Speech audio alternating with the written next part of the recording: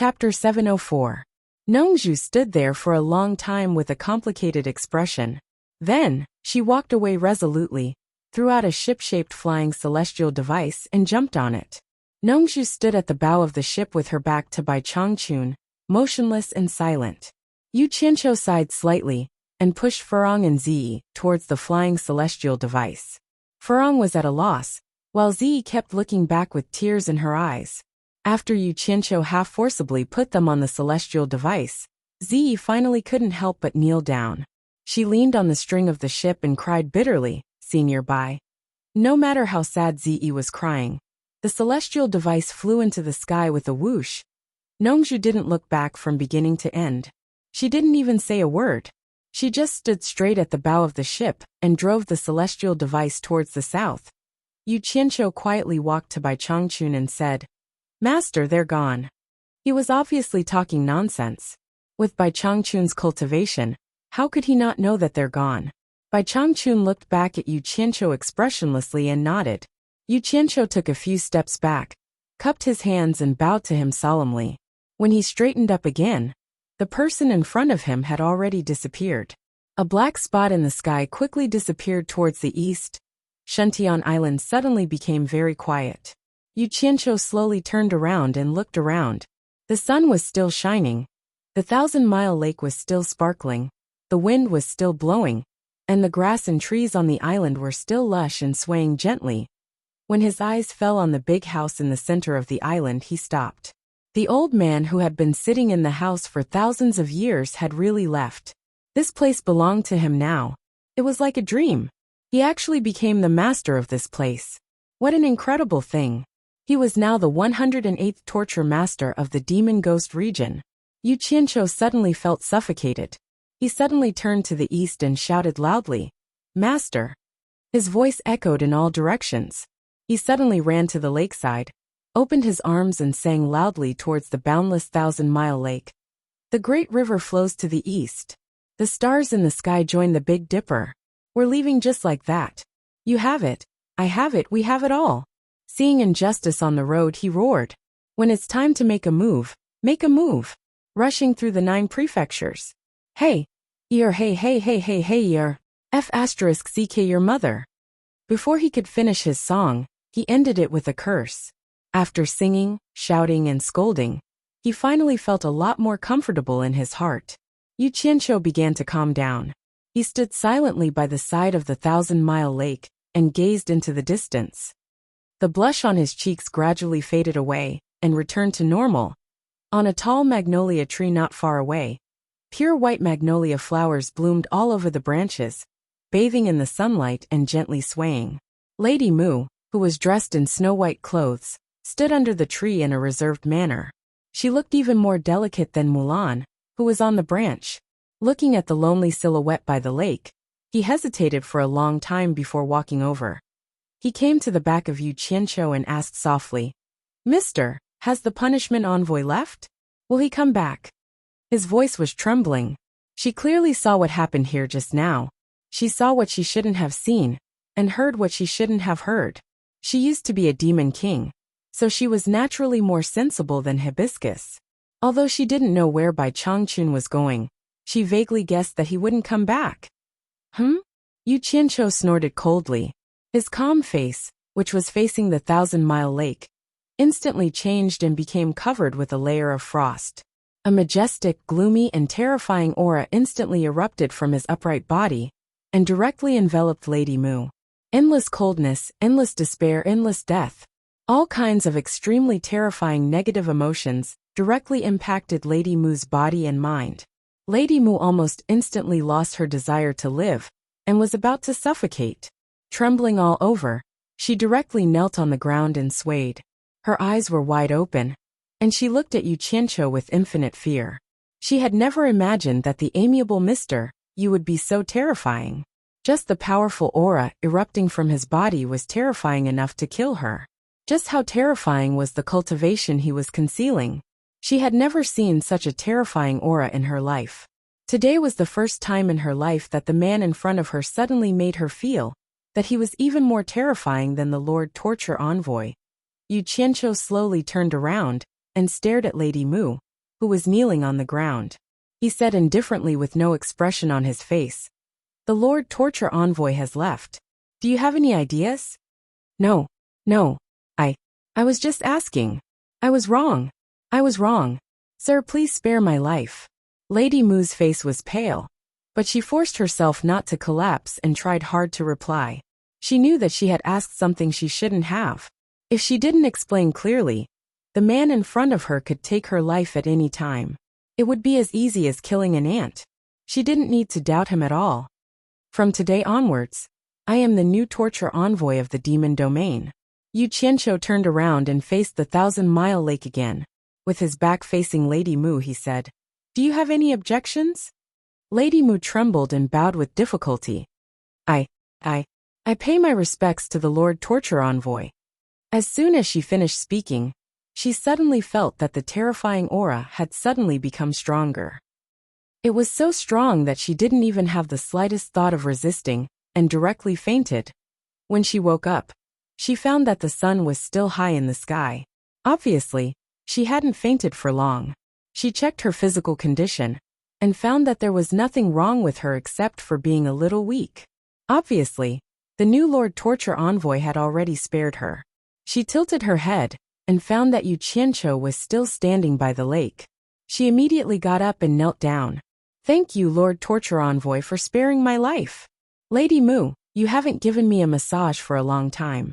Yu Qianqiu turned around and chuckled. Then he took off his clothes and jumped into the lake, swimming 2 rounds naked. Lady Mu was stunned. She couldn't get used to the Lord Torture Envoy's reaction, but she understood what he meant by a massage. She immediately walked to the lakeside and gently took off her clothes. In the blink of an eye, an alluring and delicate body appeared. She slowly walked into the lake, and with a wave of her hand, she smoothed out a half-exposed rock on the lake's surface. Yu Qianqiu turned around and swam back, lying directly on the rock. Half of his body was on the rock in the water, while the other half was exposed to the sun. Naked, Lady Mu leaned over and let him massage her slender fingers. She asked softly, "My lord, how's the strength?" Yu Qianqiu narrowed his eyes and grunted. He seemed to be enjoying it very much. His mind was filled with all sorts of nonsense. "I don't have to be cautious in Shuntian Island anymore. I'm in charge of my territory, how great." His head, which was resting on his arms, tilted over and said, "When you're free, go find the Demon King and the Ghost King to get some fresh fruits. Use a little more strength." Yes. Lady Mu didn't show any abnormality on her face, but she was filled with caution and reverence in her heart. She was ready to sacrifice herself at any time, but Yu Qianqiu didn't seem to have any intention of touching her at all. After Bai Changchun left, the demon domain became someone's territory. Someone immediately turned the sky upside down and created an unprecedented scene in the demon domain. Sunbathing in the 1,000-mile lake and being massaged by beauties. Such a simple life. The big house in the center of the island silently watched the lively scene by the lake. The open door seemed to be letting out a soundless roar. In the territory of the Huaxia Empire, the flames of war reached the sky.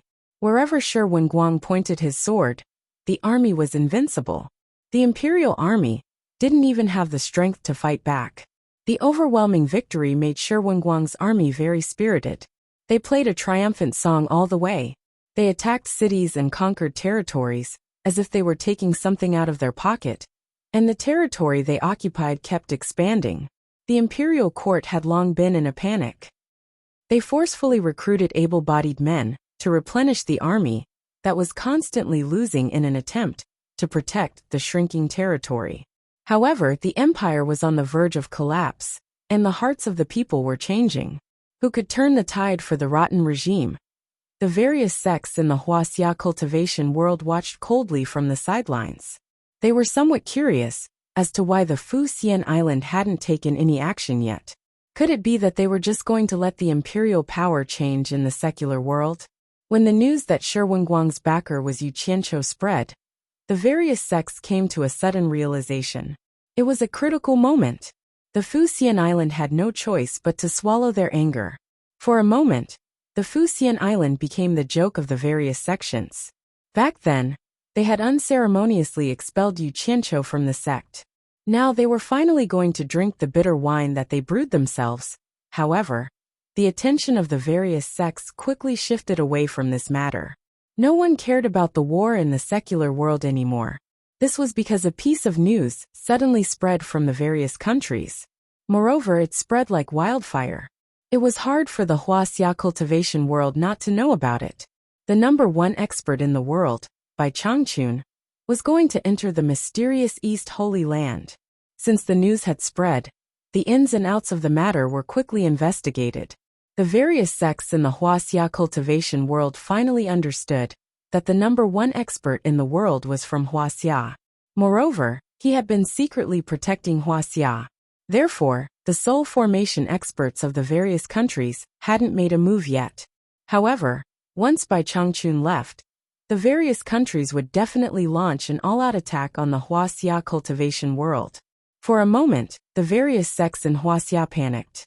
They knew that their good days were coming to an end. At this moment, the various countries were forcefully restraining their disciples. They strictly ordered them not to cause any trouble. Otherwise, they would be severely punished. This was because Bai Changchun's temper was very scary. At this critical moment of his departure, it was possible that he would swiftly reorganize the cultivation world by dealing with the aftermath. This was not just a rumor. It was very possible. Whenever something involved Bai Changchun, the commotion caused would make everyone tremble in fear for a long time. Therefore, no one wanted to provoke Bai Changchun at this moment.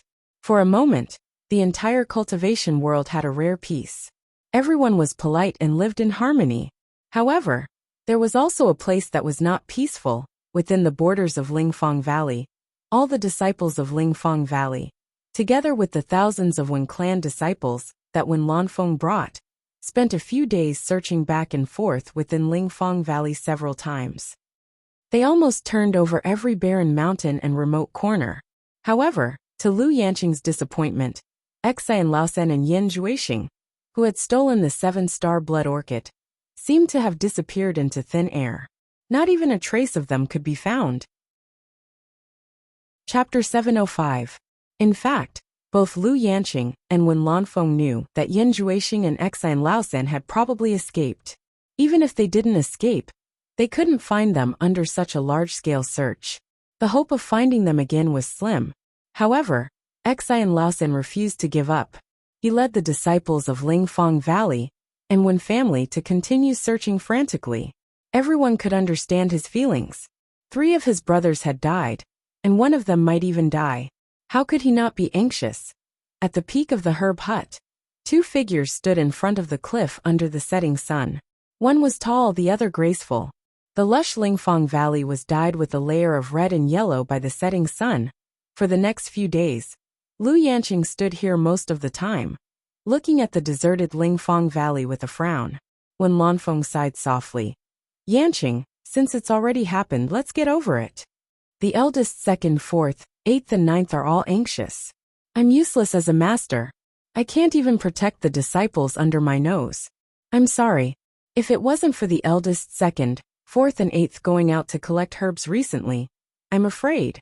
Lu Yanqing shook her head in pain. When Lanfeng comforted her, "It's not your fault.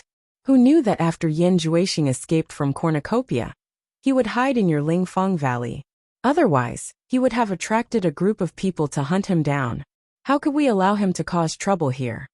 "No, it's all my fault," Lu Yanqing muttered to herself. "If I didn't stop Yu Qianqiu at Cornucopia, there wouldn't be today. Do you remember what Yu Qianqiu said at that time? He said, 'You let the people of Ice Palace go today. If the people of Ice Palace hurt Lingfang Valley in the future, I hope you won't regret it.'" Haha. She looked back at Wen Lanfeng with a sad smile and said, "It's really a prophecy." Unfortunately, he was right. Wen Lanfeng, don't you think I deserve it? Wen Lanfeng was startled. "That's not true. Don't listen to that guy's nonsense." Speaking of Yu Qianqiu, Lu Yanqing seemed to have thought of something. Her self-reproachful expression became a little more restrained, and she said in a bleak tone, "I reckon that Lao San is no longer in the Lingfang Valley. Let your Wen family's disciples withdraw. Bai Changchun is about to leave, and many people are rushing to see him off. You should also go and see him off." Let's keep looking. If you don't look for it, then there's no hope of finding it. When Lanfeng tactfully refused. In fact, he also wanted to take this opportunity to accompany Lu Yanqing. Seeing that Lu Yanqing still wanted to persuade him, he couldn't help but smile and said, "Everyone knows what those people who are going to send Bai Changchun off are thinking. They just want to personally see Bai Changchun enter the Eastern Sacred Lands, so that they can plan for the future. Otherwise, they won't be able to eat or sleep well. I won't join in the fun, lest Bai Changchun misunderstands." Lu Yanqing paused for a moment and nodded slightly. As the two of them chatted, they began to guess who would succeed as the Demon Realm's torture master. Under the night sky, in the vast land of Dirong Kingdom, there were undulating mountains. Some were steep, some were tall, and some were flat. Under the cover of the white snow, they had lost their edges and corners, forming a gentle and beautiful white curve. The bright moonlight reflected off the pure white snow, forming a silver light all over the mountains. This was a world of snow, and the cultivation world called this place the Great Snow Mountain. On the highest peak of the towering mountain, a majestic palace made of ice stood tall. Under the moonlight, the ice palace was sparkling, showing off its cold and poignant beauty on the peak of the mountain. And this seemingly cold ice palace, in fact, was loose on the outside but tense on the inside. The 6 disciples of Bing Chengzi were carefully watching the outside of the palace, and third Exan was among them. Yan Bugui anxiously paced back and forth in the palace. He was able to come here thanks to the 2 disciples of Bing Chengzi, a group of disciples of the Ice Palace, and a group of old subordinates who risked their lives to escort him out of the limitless island. However, the moment he arrived here, he coincidentally saw Yan Juexing, who was personally escorted by Bing Chengzi. It was a good thing for a father and son to meet each other, but Yan Juexing's appearance really shocked Yan Bugui. His son looked haggard and had lost an arm, which instantly made Yan Bugui's heart feel like it was being cut by a knife. He had nothing now. His home was gone, and the limitless island was gone. If his son was gone, he really didn't know where to go. Bing Chengzi had brought Yan Juexing into the secret room for 3 whole days, and there was no news at all. How could he not be anxious? Below the ice palace, in the secret room deep inside the mountain, it was covered by a soundproof enchantment. At this moment, inside the soundproof enchantment, the smell of blood was so strong that it was pungent, and there was an endless mournful scream, which made one's hair stand on end. Bing Chengzi looked at Yan Juexing, who was in a small blood pool in front of him with a solemn face. The one who was screaming was none other than Yan Juexing himself. Yan Juexing's naked body was soaked in the blood pool, and the blood had submerged up to his chest. He was crazily shaking his head and screaming in the blood pool. His face was hideous, and he seemed to be in extreme pain. At the place where one of his arms was cut off, more than half of his arm had already grown out. At the place where his arm was cut off, there were red granules wriggling disgustingly, like a pile of earthworms, which was disgusting to look at. He was using the blood demon body refining technique to regrow his lost arm. Even though Bing Chengzi had a firm mind, after listening to Yan Juexing's mournful scream for a whole day, he couldn't help but frown. However, for Yan Juexing's safety, he had to protect him personally. He really couldn't let any accidents happen to him. Speaking of which, he had to thank Bai Changchun for successfully saving Yan Juexing this time. If it wasn't for Bai Changchun going to the East Holy Land and keeping all the forces quiet, it would have been really difficult for him to successfully bring Yan Juexing back. After receiving the distress message from Yan Juexing, who was forced into a corner, he rushed over at top speed. Coincidentally, the Spirit Fang Valley was conducting a large-scale search of the mountain. The seriously injured Yan Juexing was hiding here and there, not knowing where to hide. Bing Chengzi's timely appearance resolved the crisis. With his profound cultivation, he quietly brought Yan Juexing back. In fact, Yan Juexing had to thank Third Exian for escaping capture. If it wasn't for Third Exian's familiarity with the terrain of the Spirit Fang Valley, and helping Yan Juexing hold on until Bing Chengzi arrived, he would still be in trouble. Speaking of which, Bing Chengzi still had to thank one person, and that was Wen Lanfeng. Fortunately, Wen Lanfeng only cared about Lu Yanqing and kept her company. If Wen Lanfeng had also participated in the search of the mountain, Bing Qingzi's movements would probably not have escaped Wen Lanfeng's notice.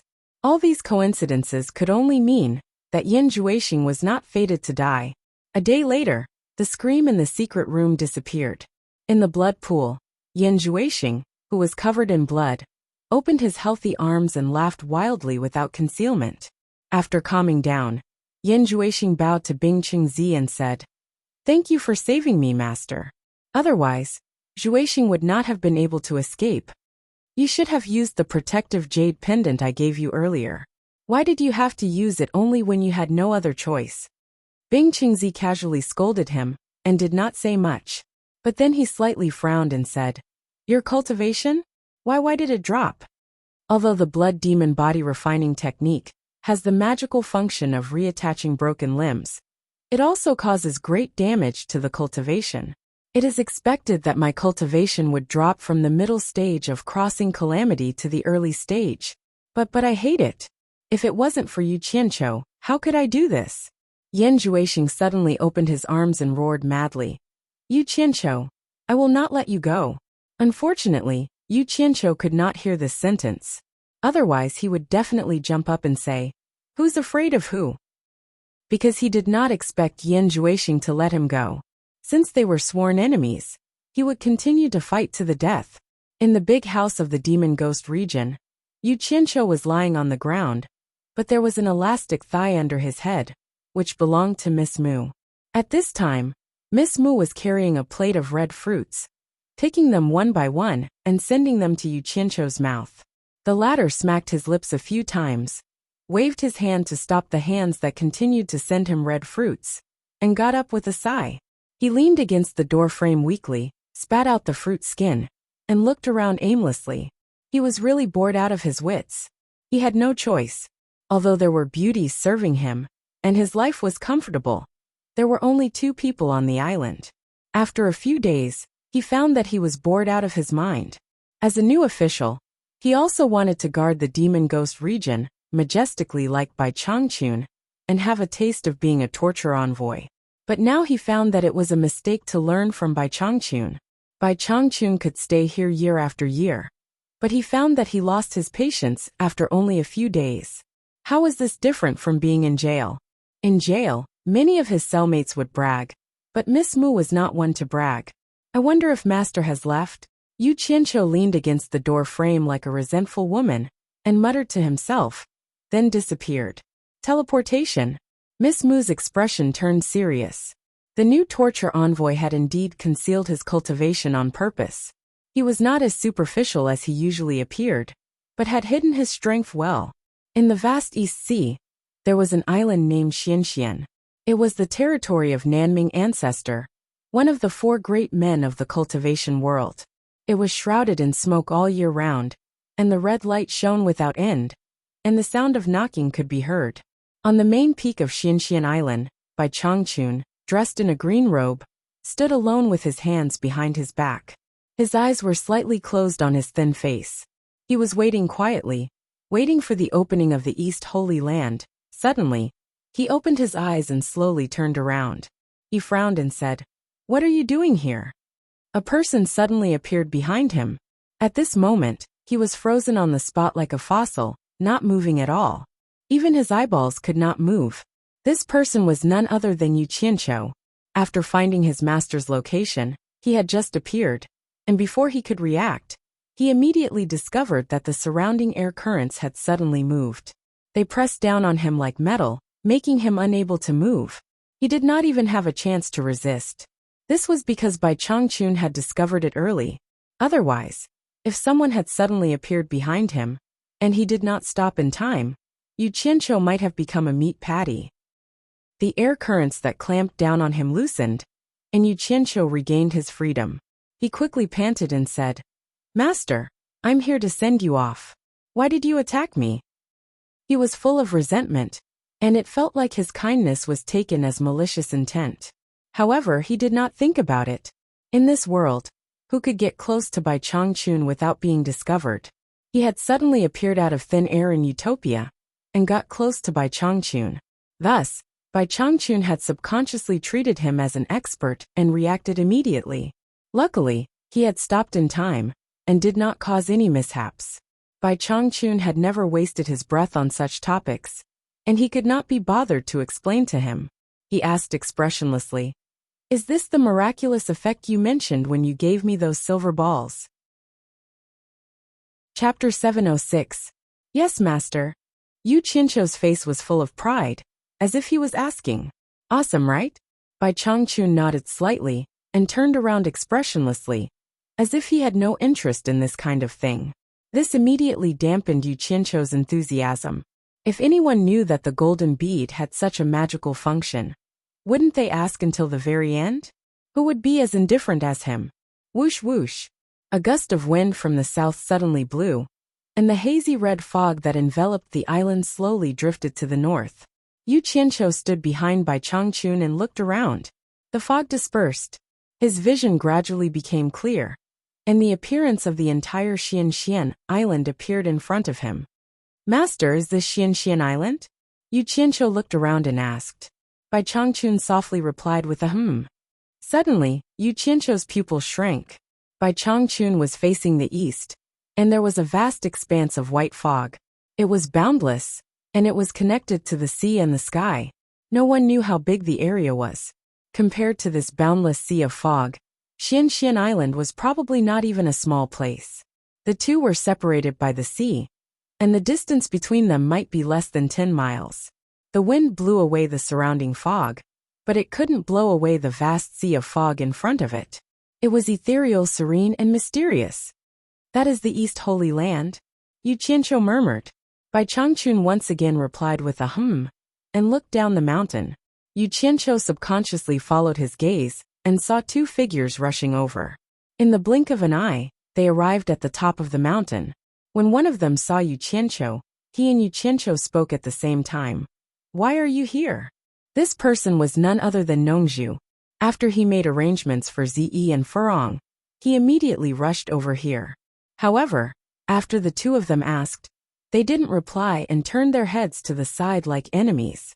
The man standing next to Nongzhu was sizing up Yu Qianqiu, and Yu Qianqiu was also attracted by his weird costume. It was a tall, barefooted old man. His face was old, but his body was muscular and his skin was bronze. His face was full of whiskers, each strand of hair standing straight up like a hedgehog. What was even more spectacular was that his hair, beard, and eyebrows were all crimson red. He was only wearing a pair of large underpants, and the underpants were also red. He had the appearance of a strange person. The old man opened his big eyes and looked at Yu Qianqiu curiously. "Nongzhu, who is this? I don't think I've seen him before. He looks unfamiliar." He found it strange. There were only a handful of people in the world who were qualified to stand beside Bai Changchun and speak. Furthermore, this person looked so young, and he immediately suspected that he was Bai Changchun's disciple. Nongzhu chuckled and said, "Old man Nanming, take a guess." His words immediately confirmed Yu Qianqiu's guess. He immediately bowed and said, "Junior Yu Qianqiu greets Nanming ancestor." Nanming ancestor was stunned for a moment. Then he laughed and said, "I knew it. No wonder you're Bai Changchun's disciple. No wonder you could break into Xianxian Island without being discovered." "I was reckless." Yu Qianqiu was unusually humble. Nanming ancestor waved his hand and said, "It's all right, it's all right. I've long heard of your name. Now that I've seen you today, you really live up to your reputation." He was a little tired. Why couldn't he see through his cultivation? Nongzhu also felt that it was a little strange. With Yu Qianqiu's cultivation, he shouldn't be able to hide from the protection of Xianxian Island, right? Nanming ancestor was a straightforward person. He couldn't figure it out, so he couldn't help but ask, "Yu Qianqiu, what's your cultivation? I'm a little clumsy to not be able to see through your cultivation." Nongzhu chuckled and thought, "It would be strange if you could see through it. Even Bai Changchun couldn't see through it." Yu Qianqiu rolled his eyes at him. He then took out a porcelain bottle from his storage bag and respectfully gave it to Nanming ancestor. He said, "I've just arrived here, so I didn't prepare anything because I came in a hurry. Here is a bottle of breath-concealing pill that I personally refined." After taking one, You can hide your cultivation for 10 days. I have no respect for you. It's just a breath-concealing pill, so please accept it. Nanming ancestor revealed an expression of understanding. At the same time, he was very satisfied with this kid, who gave him a gift as soon as he met him. He then reached out to take it and said, "Then I won't stand on ceremony. If you have time, come to Xian Island to play." Although breath-concealing pill wasn't a miraculous pill, it was a rare item that had long been lost. With a bottle in hand, it might come in handy in the future. Naturally, he had to accept it. Nongju, who was at the side, was unhappy. She pulled a long face and said in a deep voice, "You promised to give me a bottle, but you haven't given it to me yet. Are you going to drag it until—" Before he could finish, Yu Qianqiu threw a porcelain bottle at him and stopped him from talking nonsense. Nanming ancestor raised his red eyebrows. He could tell that these two guys didn't get along. Coincidentally, he and Nongju didn't get along well either. The enemy of my enemy is my friend. He immediately laughed and patted Yu Qianqiu's shoulder, praising, "Not bad, not bad." Half of Yu Qianqiu's body trembled from the slap, but he still squeezed out an awkward smile and said, "Senior, you flatter me, you flatter me." Bai Changchun quietly faced the vast sea of fog, turning a deaf ear to the conversation between the three. 100 miles away from Xian Island, there were more than 10 large flying artifacts floating in the sky and sea. These flying magic tools were all soul formation stage lords from various countries. There were more than 100 of them, and they were all gathered together in their respective circles. For example, Pei Fong, Qi Jiujuan, and Ouyangda were all there. The blue sky and white clouds floated, and the blue sea surged. The scenery was really good. However, everyone's attention wasn't on this. Most of the time, they were focused on the vast sea of fog between the blue sea and blue sky. However, they didn't see any movement until now. Ouyangda, who was standing side by side with Pei Fong and Qi Jiujuan, suddenly turned around and walked away. He flicked his sleeves and said, "When is this damn East Holy Land going to open? We've waited for more than 10 days. Why is there still no movement?" Pei Fong squinted his eyes and looked into the distance. He hugged his stomach and laughed. "Old Ouyang, don't be impatient. Isn't Bai Changchun already at Xian Island? Since he's here, it means that the East Holy Land is going to open soon." Qi Jiujuan turned around expressionlessly and said, "We've already waited for so many years. Why would we care about waiting for a few more days?" He had always been like this. No matter what, there was almost no expression on his face. Although the three of them had been together for a long time, their temperaments and personalities had never been affected by one another. Pei Fong always had a smile on his face. The other two didn't talk much, but Ouyangda's temper was a little fiery, and Qi Jiujuan's thoughts were always hard to guess. He was always cold and calm. There was no one else on the flying artifact that the three demigod final stage experts were on. Under normal circumstances, there weren't many people qualified to stand with them. If they weren't summoned by them, how many people would be able to participate in the conversation between the three of them? The former top 10 experts were now incomplete. Of course, Bai Changchun was an exception, because the situation was just the opposite. It wasn't that Bai Changchun wasn't qualified to talk to the three of them, but the three of them weren't qualified to talk to Bai Changchun. As for the others, when Lanfeng and Bing Qingzi didn't come, the one who came, Hu Changshou, was standing with a group of demigod mid-stage lords with a gloomy face. However, he didn't seem to have anything in common with them, so it was very awkward. "Haha, look at how ugly Hu Changshou's face is." Pei Fong glanced at them and laughed. The other two looked over as well, and they snorted disdainfully. At this moment, the 100 or so spirit-severing lords all turned around to look at the source of the voice. They saw a dense group of flying artifacts coming from behind. Everyone looked at each other. Someone asked curiously, "Why are there so many people? Who's here to join in the fun?" Everyone was confused. Obviously, they didn't know. However, when those flying artifacts got closer, the demigod lords were speechless. There were at least 300 to 400 flying artifacts, and the cultivation of the people standing on them was too low for them to look at. The highest cultivation was at the end of the tribulation passing stage, And there were many at the tribulation passing stage. There were also many at the nascent soul stage. Everyone looked at each other and asked each other which sect they were from, but they all shook their heads, indicating that they didn't know them. Suddenly someone said in surprise, "Look at their clothes. They seem to be from the Huaxia cultivation world." On one of the artifacts, Yunantian, who was dressed in a snow-white fluffy robe, walked to the back of the ship and asked indifferently, "Who are you? Come forward and answer me." Although his voice was soft, it penetrated the group of people who were dozens of meters away. Those people seemed to stop when they saw the people here. They all looked surprised, because no one could see the cultivation of any of the people on the flying artifacts in front of them. When they heard the question, they gathered again. When they were about 10 meters away, a flying artifact appeared with 5 to 6 people on it. It was the people from Fuxian Island. Feng Xiangtian walked to the front of the ship and forced himself to calm down.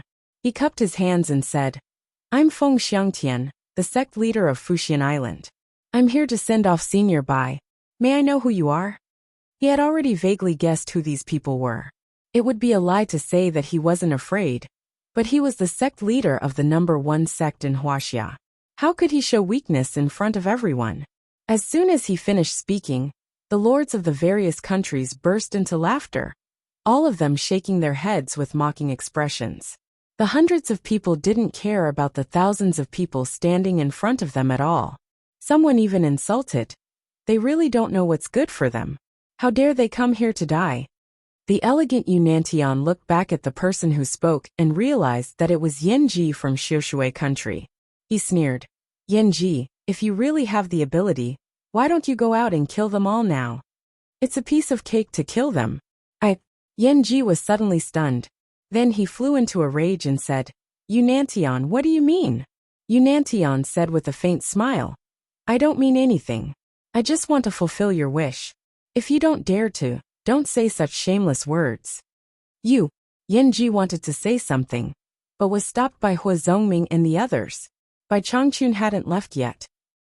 If Yanji started killing the people of Huaxia cultivation world now, Bai Changchun would probably start killing soon. Chapter 707. Yunantian ignored Yanji and turned to Feng Xiangtian with a smile. "So you're Huaxia cultivators, please go ahead." He didn't introduce himself and everyone else, as he didn't want to waste time talking. After all, the difference in cultivation was too big. The so-called supporting Immortal Island sect leader wasn't even worth mentioning in his eyes. But then again, with his identity, he was already very cultured to speak so politely to Feng Xiangtian. Although he didn't say everyone's identity, Feng Xiangtian and the others already knew, especially when the two of them were arguing just now. Yunantian and Yanji's names made the Huaxia cultivators' hearts jump.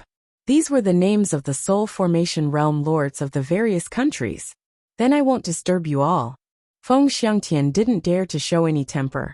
He cupped his hands at Yunantian and the others respectfully. He led the group of people and turned, wanting to go around these terrifying people. The various countries' lords looked at these Huaxia cultivators, who were trembling like chickens, and sneered. It wasn't convenient to touch them now, but once Bai Changchun went to the East Holy Land, these people would undoubtedly be lambs waiting to be slaughtered. They wouldn't be able to run even if they wanted to. Hua Zongming, who was holding Yanji, looked at the Huaxia cultivators floating away in front of him expressionlessly. However, his eyes suddenly lit up. He saw that there were several women standing on one of the flying artifacts. One of them was a woman dressed in white. She was a rare beauty in this world. He couldn't help but shout, "Stop." The various countries' lords all looked at Hua Zongming. Yanji, who was beside him, was even more confused. This guy told him that now wasn't the time to cause trouble. So why did he start again? The Huaxia cultivators all stopped in fear. The leading flying artifact from supporting Immortal Island floated back. Feng Xiangtian braced himself and asked Hua Zongming, "May I know what advice this senior has for us?" He had no choice but to stand up for Hua Zongming. After all, he was the sect master of the #1 sect. Hua Zongming, who was wearing light yellow thin clothes and barefooted, waved his hand in an elegant manner and said, "It's none of your business." His eyes were fixed on the beautiful woman in the crowd. Everyone followed his gaze, and suddenly came to a realization. He must have seen a stunning beauty. No wonder. It must be known that Huazongming was a person who was famous for his love for beauties. His great light palace was called a den of lust behind his back, because he kept many beautiful women. It wasn't hard to guess what he liked by looking at his clothes that didn't fit his style. In fact, it wasn't just Huazongming. Many people's eyes lit up when they saw that woman. That woman was none other than the leader of the Moon Clan, Chionghua Fairy. She was famous for her looks in the cultivation world of Huaxia. This was also because Bai Hua Fairy wasn't here. Otherwise, a pair of beauties would definitely be a feast for the eyes. Jade Flower Fairy's expression changed slightly. She naturally noticed Huazongming's lecherous gaze. And he was not the only one. Although she was angry, she was even more terrified because she couldn't afford to offend anyone here. He could only tilt his head to the side and pretend that he didn't see anything. The reason why the Huaxia cultivators were here was naturally because they heard that Bai Changchun was going to the Eastern Holy Land. Therefore, the leaders of the various sects contacted each other and came together to see him off, to thank Bai Changchun for protecting the Huaxia cultivation world for so many years. Of course, this was just a nice thing to say. The main reason was that every torture master of the Ghost region was a top expert who could shake the cultivation world. The next torture master would probably be no worse. The hundreds of sect leaders had come here and put on such a grand show because they wanted to show respect to Senior Bai. Or rather, they wanted to play the pity card, hoping that Senior Bai could speak to the next enforcer and continue to protect the world of cultivators in Huaxia. According to their thinking, since Bai Changchun could take care of the Huaxia cultivation world for so many years, it was obvious that he had deep feelings for the Huaxia cultivation world. They believed that if they came together to beg him, he wouldn't really ignore them. Therefore, this scene happened. However, their thinking was just wishful thinking. Bai Changchun didn't take care of the Huaxia cultivation world like they thought. First of all, when they saw Bai Changchun later, it was still uncertain whether he would talk to them or not. Second, once Bai Changchun left, it would be difficult for them to leave this place safely. Jade Flower Fairy had just turned her head to one side when a white figure suddenly appeared in front of her. She was a little surprised, but then she saw clearly who it was. It was the elegant man in a fluffy white robe who talked to Feng Xiangtian just now. He was looking at her deeply. Jade Flower Fairy was suddenly at a loss. She couldn't scold him, let alone beat him. "Sorry to disturb you, Fairy." Yunantian bowed politely and said, "I am Yunantian, the Lord of Lunangua. It is my honor to meet you today. I wonder if I have the honor to know your name?" Jade Flower Fairy bit her lips and bowed. "I am Jade Flower, the leader of the Moon Clan. Nice to meet you, Senior." Huazongming's face darkened. He didn't expect that Yunantian would take advantage of him after he stopped these people. Among the lords, many people were already snickering. They all knew that Yunantian was not a good guy. There was a reason why he only accepted female disciples in his clan. Those who knew the truth all knew that the relationship between Yunantian and the female disciples he accepted was not clear. It was just that, apart from cultivators at the last stage of the semi-god realm, Yunantian's cultivation was considered high compared to the other lords. Everyone gave him some face, and few people talked nonsense. Haha, Yunantian really doesn't change. Pei Fong smiled at Qi Jiujuan and Oyangda, who were beside him. He then shouted loudly, "Brother, you calm down for the time being. If there is anything, we can talk about it later. Please come over and have a chat." He did not want Yunantian to cause any trouble now, lest everyone was implicated. Yunantian glanced at Pei Fong and bowed to Jade Flower Fairy. "Oh, the famous Jade Flower Fairy. Nice to meet you. I will talk to you again when I have the chance." After that, he stepped back and teleported to the flying ritual implement where Pei Fong was. He glared at Pei Fong and said grumpily, "What's the matter?" Pei Fong shouted to the people of the Huaxia cultivation world, "Let's go. Don't make trouble for yourselves." As soon as he spoke, no one stopped the Huaxia cultivators. A group of people quickly flew away. At this time, Pei Fong turned to Yunantian and said with a smile, Brother you in terms of appearance, who in the world can compare to Lu Yanqing? As soon as these words came out, many people couldn't help but burst into laughter. Everyone knew that Yu Nantian had once pursued Lu Yanqing. Unfortunately, he was beaten up by his rival in love, Wen Lanfeng, and almost lost his life. From then on, Yu Nantian didn't dare to provoke Lu Yanqing anymore. Pei Fong was obviously exposing his shortcomings. Yu Nantian snorted coldly and flashed back to his original position. At this moment, everyone's laughter stopped abruptly and they looked around. The whistling sound of the wind gradually became louder, and the blowing sea breeze suddenly became stronger. The strange thing was that this wind wasn't from the north, south, east, or west. It was a little messy, and it became more and more vigorous. When it blew on their faces, it felt like something was slapping their faces. The blue sea below lost its rhythm, and gradually became turbulent. Just as everyone was looking at each other in dismay, they suddenly heard the faint rumbling of thunder coming from all around them. Everyone quickly looked around and saw dark clouds coming from the horizon. They came from all directions and seemed to be gathering in this direction. Under the dark clouds, ferocious thunderbolts, dragons, snakes, and flood dragons were shining brightly. They connected the sea and the dark clouds in the sky and were moving quickly. The wind became stronger and was close to a storm. The sea was completely angry and set off monstrous waves. The East Holy Land is about to open, Pei Fong said with a smile on his face.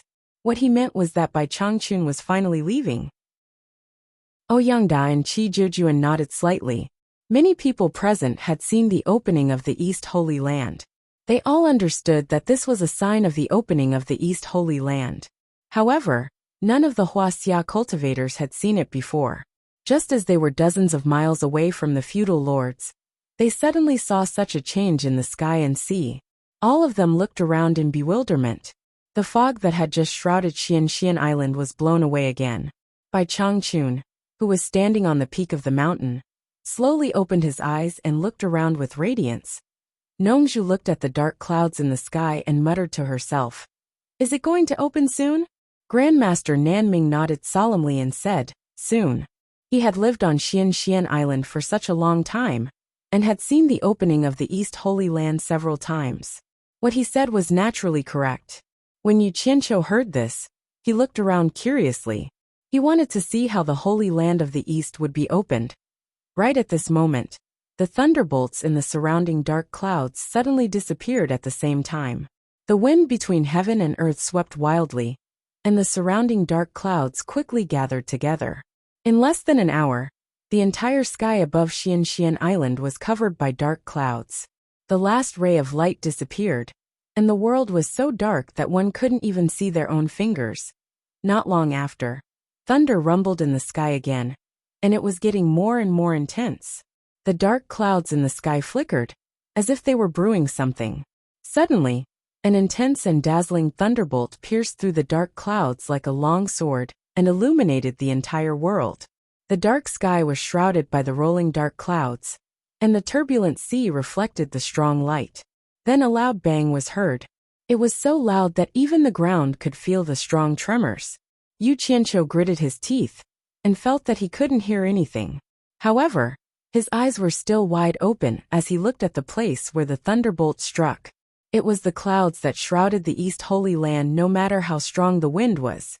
In the instant that the huge thunderbolt disappeared into the clouds, the world returned to darkness. However, Yu Qianqiu could faintly see that the moment the light disappeared, the unmoving clouds seemed to move. Chapter 708. Bang! With a loud explosion, another huge thunderbolt appeared in the dark clouds. The direction it struck was exactly where the previous thunderbolt struck. With the help of the strong light, one could see that the clouds shrouding the eastern sacred land, which could not be blown away by the wind, were slowly surging. Before the dazzling light disappeared, another shocking thunderbolt struck at the same location. Once the three thunderbolts appeared, it was as if a fuse had been lit. In an instant, the sky was filled with lightning and thunder. Densely packed green electric snakes flashed in the dark clouds and interweaved like a net. The scene was extremely shocking. Under the lightning, Xianxian Island was completely lit up. The surrounding sea surface was filled with billowing green light. At this moment, the dark clouds in the sky shouldn't be called dark clouds but lightning clouds. They were formed by dense lightning. Countless densely packed lightning bolts shot towards the sky above Xianxian Island and converged into a gigantic thunderbolt. Bang! Once again, the target was the same as the previous 3 lightning bolts. Yu Qianqiu's eyes widened as he personally saw the clouds shrouding the eastern sacred land rotating slowly. Suddenly, as if the speed of rotation was too slow, earth-shattering explosions resounded. Countless lightning snakes gathered to form huge thunderbolts. They crazily struck out one after another. More and more of them appeared, and the frequency of the strikes also became denser and denser. This scene reminded Yu Qianqiu of a dozen heavy machine guns bombarding the same target. Other than the continuous loud explosion, nothing else could be heard. The dark clouds had turned into a world of thunder and lightning. The lightning shot out wildly, and everywhere was covered in a vast expanse of green. The 4 people on the main peak of Xianxian Island could clearly feel the entire mountain beneath their feet shaking. Rocks of all sizes on the mountain were rolling down the mountain. This was because they were not ordinary people. Their cultivation was not weak, and they could circulate their energy to resist the tremors. If it was an ordinary person, they would have died from the tremors. Yu Qianqiu, whose cultivation was inferior, had already used his fingers to block his ears. Otherwise, he would not have been able to bear it. Even so, he still felt a little dizzy. He felt that his surroundings were filled with electromagnetism. All the hair on his body stood on end, as if there was an electric current flowing on the surface of his body. Although the Huaxia cultivators, who were dozens of kilometers away, were already very far away, they could still imagine the shocking scene in that place. All of them were dumbfounded as they looked at the shocking scene in the distance.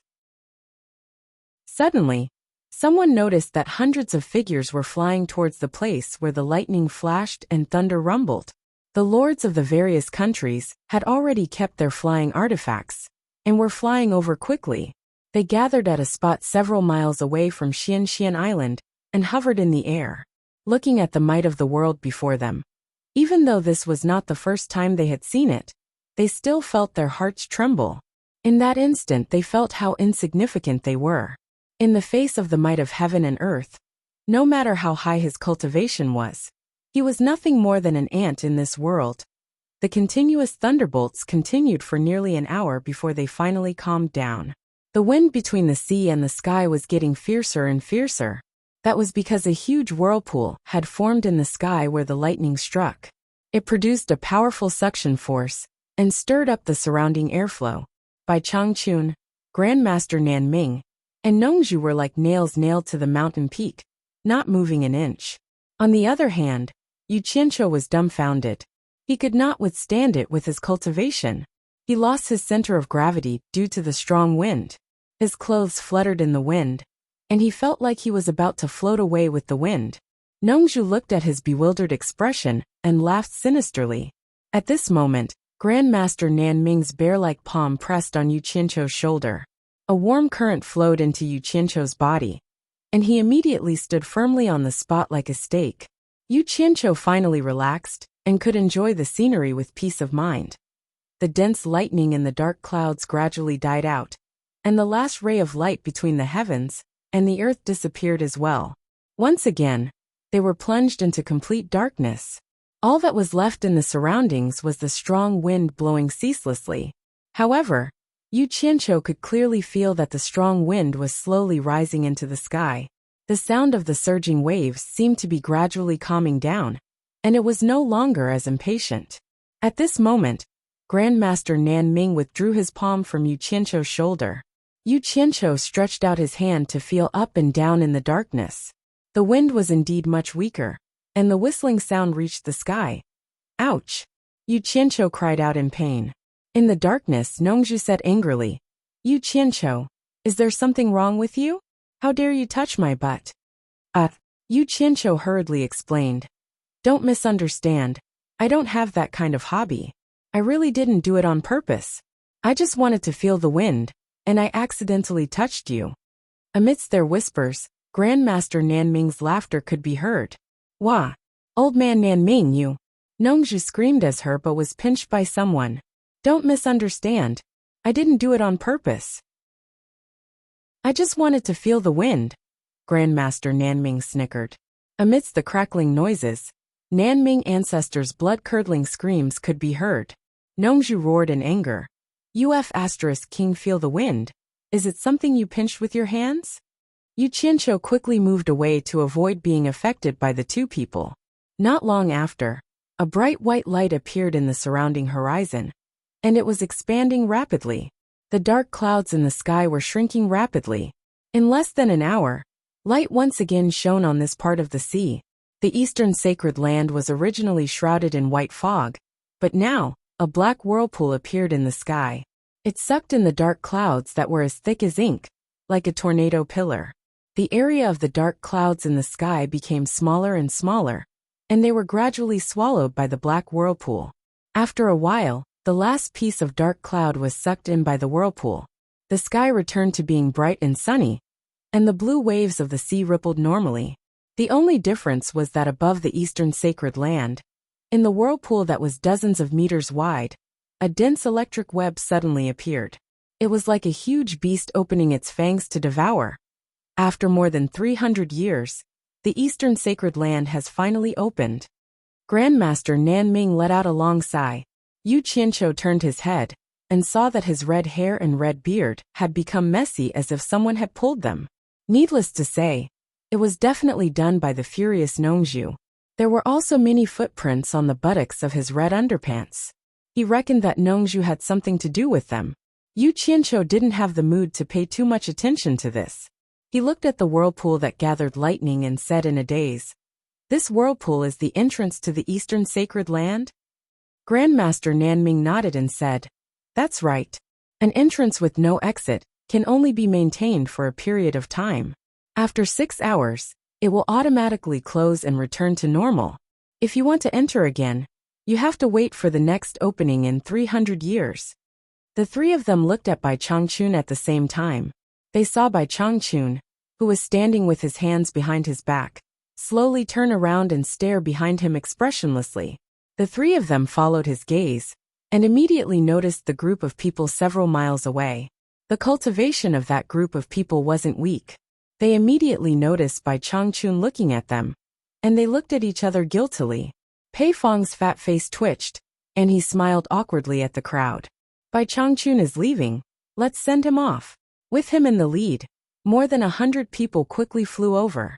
The space at the top of the main peak was limited, and it couldn't accommodate more than 100 people. Furthermore, they didn't dare to stand together with Bai Changchun, so they all landed at the foot of the main peak. All of them sneaked glances at Bai Changchun, but to their surprise, they realized that Yu Qianqiu was actually standing next to Bai Changchun. Grandmaster Nanming and Nongju were still acceptable, but that guy had such a big responsibility. What right did he have to stand next to Bai Changchun? Yu Qianqiu stared at the group of soul-forming experts below him, and he felt very pleased. The feeling of looking down at a group of soul-forming experts from a high position was very, very satisfying. Pei Fong cupped his broken palm and said with a smile, "We learned that Brother Bai is leaving, so we specially came to send you off. Nanming Nongju, you're here too. Yo, Brother Yu Qianqiu is here too." Bai Changchun's sharp gaze swept across the people below, and finally, he stared at Pei Fong. He said lightly, "Pei Fong, are you the leader?" His indifferent words immediately scared Pei Fong so much that cold sweat broke out on his back. There were too many meanings in his words, and it was easy for people to misunderstand. Pei Fong's expression changed, and he immediately waved his hand and said, No, we all agreed to come together. We thought that you were going to leave, so we all thought that we should send you off." As he said this, he turned around and asked the people behind him, "What do you think, everyone? Yes, we should send him off." The group of people replied meekly. None of them dared to raise their voices. Looking at the situation, the people standing at the front couldn't wait to shrink back even more. Now this was majestic. He could scare a group of soul-forming experts like grandchildren. Yu Qianqiu's eyes lit up, and he looked at Bai Changchun with great admiration. Nongju and ancestor of Nanming looked at each other, and shook their heads slightly. Bai Changchun's despotic power had suppressed everyone for too long, causing everyone to be afraid to the bone. One wrong look from him could immediately make a group of people tremble with fear. In that case, should I thank you for your kindness? Bai Changchun asked lightly. No need, no need. Pei Fong squeezed out a smile on his fat face, and he waved his hand repeatedly and said, We've all been in the cultivation world for so many years. It's only right for us to send you off, it's only right. At this moment, Bai Changchun suddenly looked far away.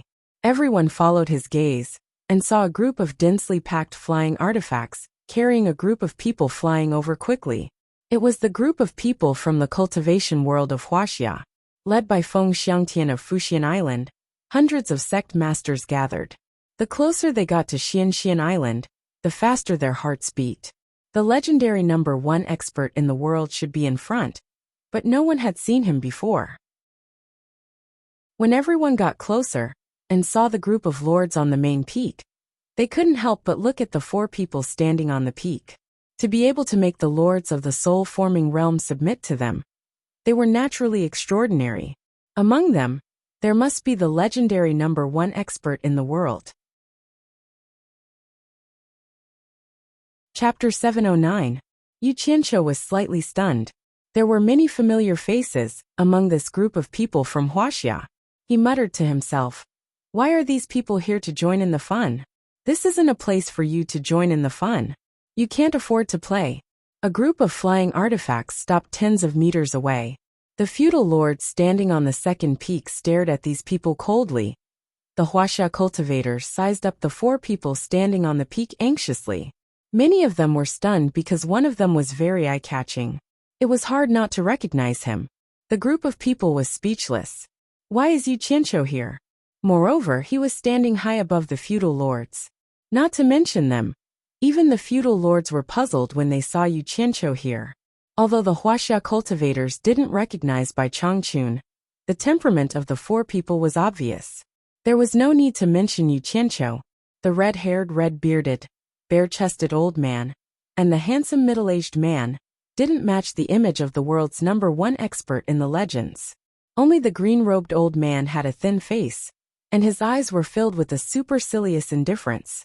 He stood there motionlessly, yet he gave off a feeling that he was one with the world. He was probably the number 1 person in the world in the legends.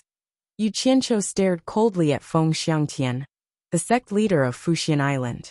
He sneered and said, Sect leader Feng, it's been a long time. I wonder why you're here. Feng Xiangtian was a sect leader, so he wasn't someone who didn't know the severity of the situation. Since Yu Qianqiu could stand here and speak first, he was already not someone Fuxian Island could afford to offend. He didn't care about his reputation anymore. He had to drink the bitter wine he brewed himself. He squeezed out a smile and cupped his hands. Our Huaxia cultivators have been protected by Elder Bai for many years. Today we heard that Elder Bai is going to the East Holy Land. Huaxia's 373 sect leaders came to send you off as a token of our goodwill. May I know which one is Elder Bai? Please allow us to thank you. The lords of the various countries looked at each other. Even Yu Qianqiu didn't expect nearly 400 sect leaders to come from Huaxia's cultivation world. Didn't that mean all the sects were here? What were these people trying to do? They were here to see Bai Changchun, so Yu Qianqiu couldn't say anything. However, Bai Changchun didn't say anything either. It was as if he hadn't heard anything. At that moment, a flying artifact flew out from the Huaxia's formation, attracting everyone's attention. Yu Qianqiu took a casual glance and immediately recognized them. They were people from the 4 great clans. The 4 clan leaders stood at the front of the flying artifact. The rest of the Chinese cultivation world didn't know Bai Changchun, but the 4 great families' patriarchs had seen him before. Now that the patriarch was in front of them, they naturally had to come out and greet him. Bai Shouji, a descendant of the Bai family, greets the ancestor. Bai Shouji knelt on the flying magic tool in front of everyone with an emotional expression. The 2 Bai clan elders behind him also lifted their long robes in excitement and knelt down to pay their respects. The ancestor's name shook the world. As a descendant, he felt honored. Wu clan, Jing clan, and Tan clan's juniors greet ancestor. The 3 clan leaders and 2 clan elders each knelt, putting aside the other 3 clans. Just Bai Shouji's words alone had shocked everyone. His surname was Bai, and he called Bai Changchun old ancestor. Didn't that mean, other than Yu Qianqiu and Nongzhu, who were in the know, everyone else, including Nanming old ancestor, were shocked speechless? Especially those from Huaxia's cultivation world. They were all dumbfounded. At that moment, someone vaguely remembered that the 4 clans once had a very powerful figure. However, it was just a rumor without any proof. They didn't expect it to be the world's #1 expert, Bai Changchun. Everyone's gaze moved back and forth between the 4 clans and Bai Changchun. Bai Changchun stared at the 4 clans and sighed. What are you doing here? There was a rare softness in his tone. No matter how ruthless he was, the 4 families in front of him were still his descendants. Now that he was leaving, his future was uncertain. Perhaps after this farewell, he would never have the chance to meet them again. Once Bai Changchun spoke, everyone's guess about the 4 clans became certain. They were really Bai Changchun's descendants. Oh my, he was Bai Changchun. The Huaxia cultivators first looked at Bai Changchun with great respect. Then they looked at the 4 clans with complicated expressions. All of them cursed in their hearts. The 4 clans hid themselves too well.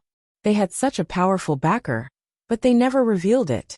No wonder the 4 clans always advanced and retreated together. They were a family that wore the same pants. What's more, the sects that had conflicts with the 4 clans and had evil designs on the 4 clans were so scared that they didn't even dare to breathe. Bai Shouji, who was kowtowing, stood up and said excitedly, Ancestor, I heard that you are going to the Holy East Land. How can the descendants of the 4 clans not come to send you off? Otherwise, we will be scolded by our descendants as unfilial descendants. Please don't be angry, Ancestor. Please forgive us. Forget it. Bai Changchun raised his hand at the 4 clans and said, Get up. Thank you, Ancestor. The 4 clans kowtowed and stood up. They looked at Bai Changchun excitedly. Apart from the 4 clan heads, the other 6 clan elders had never seen Bai Changchun before. Originally, some of the 6 elders had doubts about the 4 clan heads going to the Demon Ghost region to see Bai Changchun. Now all their doubts were gone. All that was left was excitement. Ancestors might shook the world. He was truly the world's #1 expert. This glory was enough for future generations to praise and be proud of. Yu Qianqiu, Bai Changchun suddenly called out. Yu Qianqiu was stunned. He thought that Bai Changchun wouldn't reveal their master-disciple relationship in front of everyone. However, since he had called out to him in front of everyone, it was time to announce their relationship. He immediately bowed and said, Disciple is here. Ah, he is. The surroundings immediately became chaotic, and a wave of exclamations rang out. Everyone was stunned and looked at Bai Changchun and Yu Qianqiu in disbelief. These 2 are actually master and disciple? Oh my God. Many of the feudal lords were so scared that they broke out in cold sweat. Almost everyone had a part in hunting down Yu Qianqiu. Fortunately, that kid was lucky. If something really happened to him, it would be a big joke. Who was Bai Changchun? There was no need to doubt what would happen to him. Many people cursed Yu Qianqiu's 18 generations of ancestors in their hearts. He was forced to such a point, yet he still didn't reveal his backer. Even if he wanted to die, he didn't need to drag them down with him. Thank goodness, thank goodness, thank goodness this brat is still alive and kicking. The expressions of the soul formation stage feudal lords were rich and colorful. Now many people finally understood. No wonder this kid was always hanging out with Nongzhu. No wonder when Lanfeng began to support this kid after returning from the demon domain. No wonder this kid dared to run amok in the cultivation world, and was not afraid of anything. It turned out that he had Bai Changchun behind him. No wonder he was qualified to stand beside Bai Changchun now. The people of the Huaxia cultivation world all stared at Yu Qianqiu with complicated and fiery expressions. His background was too powerful. When this truth was announced, it was like a bolt from the blue to everyone. All of them were stunned. Bai Changchun stared at the 4 major families and said slowly, If the 4 families live their lives according to their own will, if they encounter any trouble in the future, they don't seek to live forever and don't seek to be illustrious. As long as it's within your ability, there's no need to force it. You can be a little more considerate. This can also be considered as fulfilling the relationship between me and the four families. Yu Qianqiu didn't give any guarantee. He just cupped his hands and said indifferently, "Rest assured, master. This disciple will remember." Bai Changchun nodded slightly and waved to the four families. "There's nothing for you to do here. Go back quickly and live your own lives." The four families looked at each other. They were here to send off their ancestor. Now that the ancestor hadn't been sent off, how could they go back? Seeing that the four wanted to say something, Yu Qianqiu glanced at the soul formation stage feudal lords and said sternly, "For family heads, don't say anything more. Listen to master's arrangements and go back immediately. Don't make master angry. Otherwise, you will all be unfilial descendants." At this point, the four families didn't dare to disobey their ancestor. They all knelt again and said, "Yes, ancestor. Farewell, ancestor." Then, they stood up and flew around the various sects on their flying Dharma artifact. Under the envious gazes of the sects, they quickly flew back to Huaxia. At this time, there was a commotion among the sects in Huaxia. They must have secretly sent the same message. They all bowed to Bai Changchun and said, "Greetings, Senior Bai." Yu Qianqiu looked at these people speechlessly. He didn't know what they wanted to do, but at this time he was suddenly stunned. Among the people bowing, there were four women in white standing on a flying Dharma artifact behind the people from Fuxian Island. Two of them bowed, and the other two stood straight. They didn't bow. They were very eye-catching in the crowd. Yu Qianqiu knew the person in the lead. It was the Moon Clan master, Jade Flower Fairy. Jade Flower Fairy was biting her lips and staring at them. Hua Rui, who was standing beside her, was also looking at them in astonishment. Yu Qianqiu guessed what they were looking at. He tilted his head and was slightly stunned. Suddenly he understood everything. They were looking at none other than the elegant island master of the South Sea Purple Bamboo Forest, the famous Mr. Nongzhu. Nongzhu also looked at Jade Flower Fairy with a dumbfounded expression. He probably didn't expect to meet Jade Flower Fairy on Xianxian Island. The man and the woman finally met each other. Yu Qianqiu immediately lowered his head and laughed. He wanted to find a chance to drag Jade Flower Fairy to the South Sea Purple Bamboo Forest to discuss Nongzhu. Now it seemed that there was no need at all. He didn't need to think about being the bad guy anymore. He just needed to watch the show. Seeing him laughing like this, Bai Changchun and the Nanming Patriarch looked at him with questioning eyes. When Yu Qianqiu noticed their eyes, he immediately felt that he had lost his composure. He coughed and straightened his expression. First, he sent a voice transmission to Bai Changchun. "Master, the beautiful woman standing at the front is Ziyi's mother." Then, as if wanting the world to be in chaos, he sent a telepathic message to Grandmaster Nanming. "Senior Nanming, the beautiful woman standing at the very front is an old flame that Senior Nongzhu secretly dumped. We haven't seen her for many years. Don't tell others that I said it." Chapter 710. Bai Changchun was already looking at Ziyi's mother. Ancestor Nanming asked in disbelief, "Nongzhu's lover? Really? You're not lying to me, are you?" "Senior Nanming, what are you talking about? I'm famous for my credibility. Everyone in the cultivation world knows that. I've never lied in my life. That woman is the leader of the Moon Clan of Huaxia. People call her Fairy Qianghua. If you don't believe me, you can ask Senior Nongzhu. I promise I'm telling the truth. But don't tell him I said it, or he'll fight me to the death." "Okay. I know. Fairy Qianghua, the leader of the Moon Clan of Huaxia?" Ancestor Nanming tilted his head and looked at Nongzhu. Seeing her dumbfounded look, he immediately believed Yu Qianqiu's words. He rolled his eyes and shouted at Fairy Qianghua. "Is that the leader of the Moon Clan, Fairy Qianghua?" His words shocked everyone. Everyone looked at Ancestor Nanming, wondering how he knew Fairy Qianghua. Because of Yu Nantian and Huazongming's mistakes, the feudal lords of the various countries immediately let their imaginations run wild. Could it be that the Nanming old ancestor had also taken a fancy to this woman? Fairy Qianghua turned a deaf ear and kept biting her lips while looking at Nongzhu. On the other hand, Nongzhu was almost the same. Hua Rui came to her senses. She quickly pulled Fairy Qianghua and repeated what ancestor Nanming said.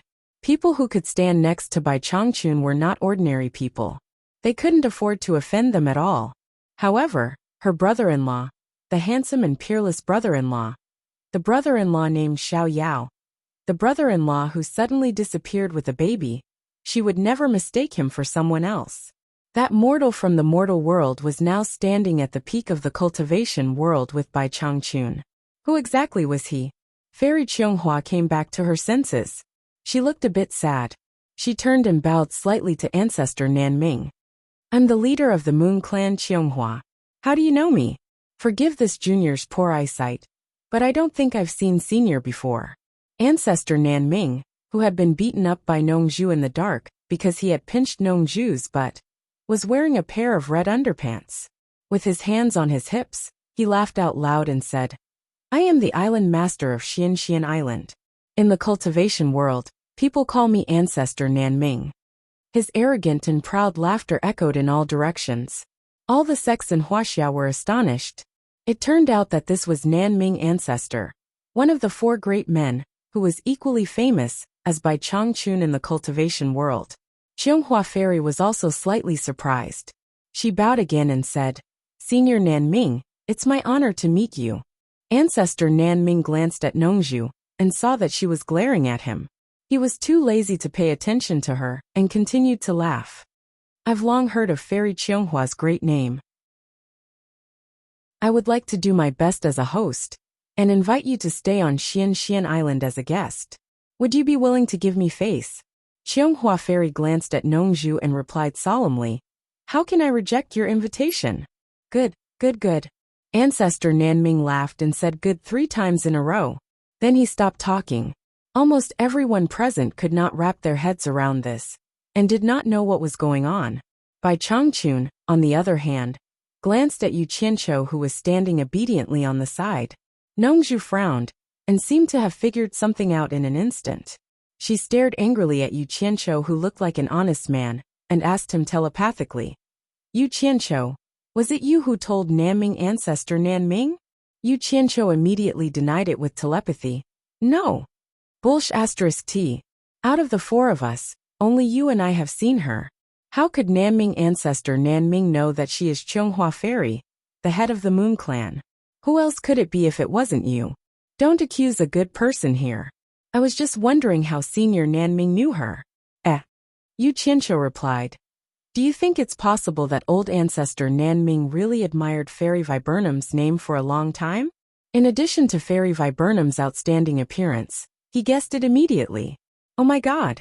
Could it be that Senior Nanming has taken a fancy to Fairy Jasper Flower? Oh my god!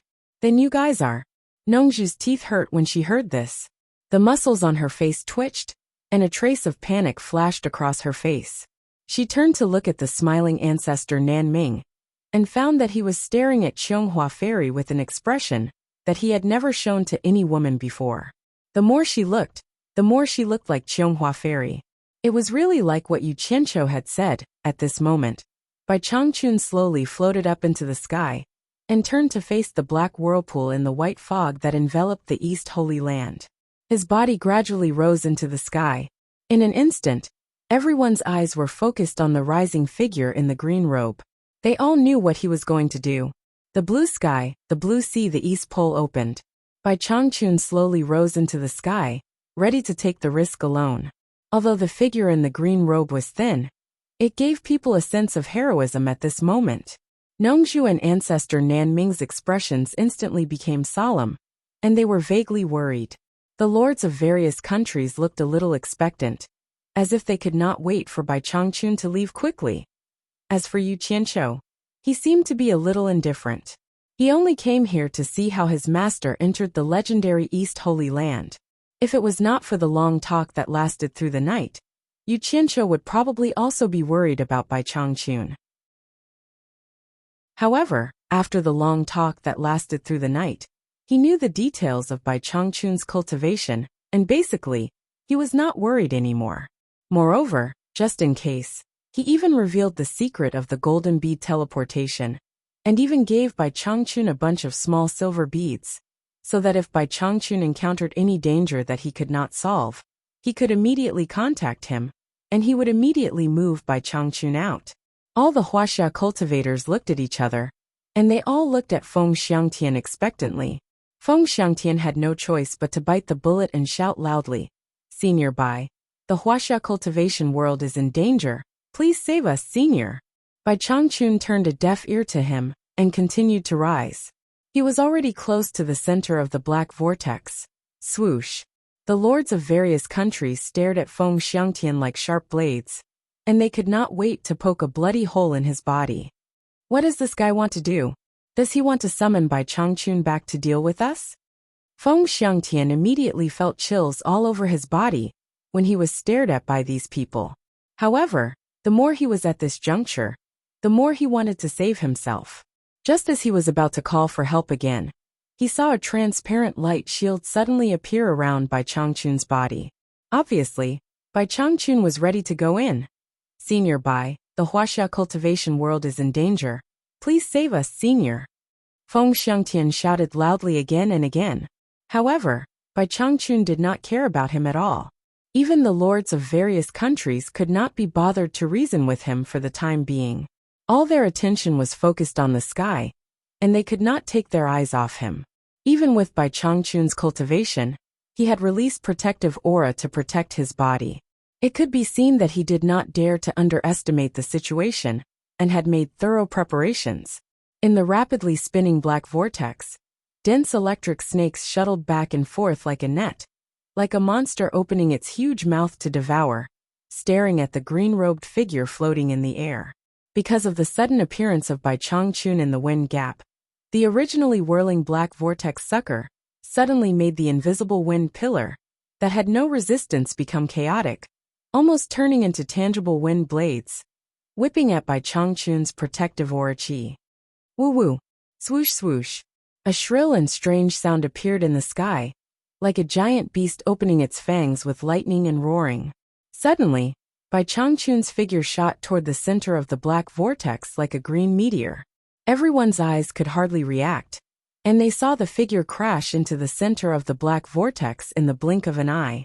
In an instant, rapid flashes of lightning and rumbles of thunder appeared in the black vortex, as if the intruding figure had created a wave that resembled lightning.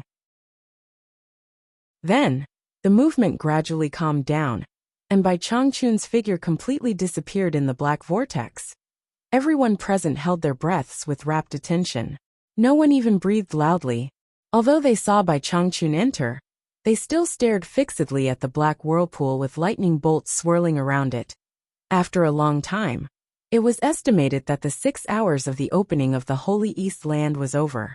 The black vortex embedded in the white fog gradually shrank, and the lightning in it shone with green light.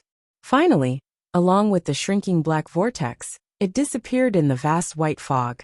In an instant, the world returned to normal, and the rapid spinning sound disappeared. There was only the sound of the sea breeze blowing, and the sound of the waves hitting the rocky shore. Everyone came back to their senses and looked at each other, especially the lords of the various countries.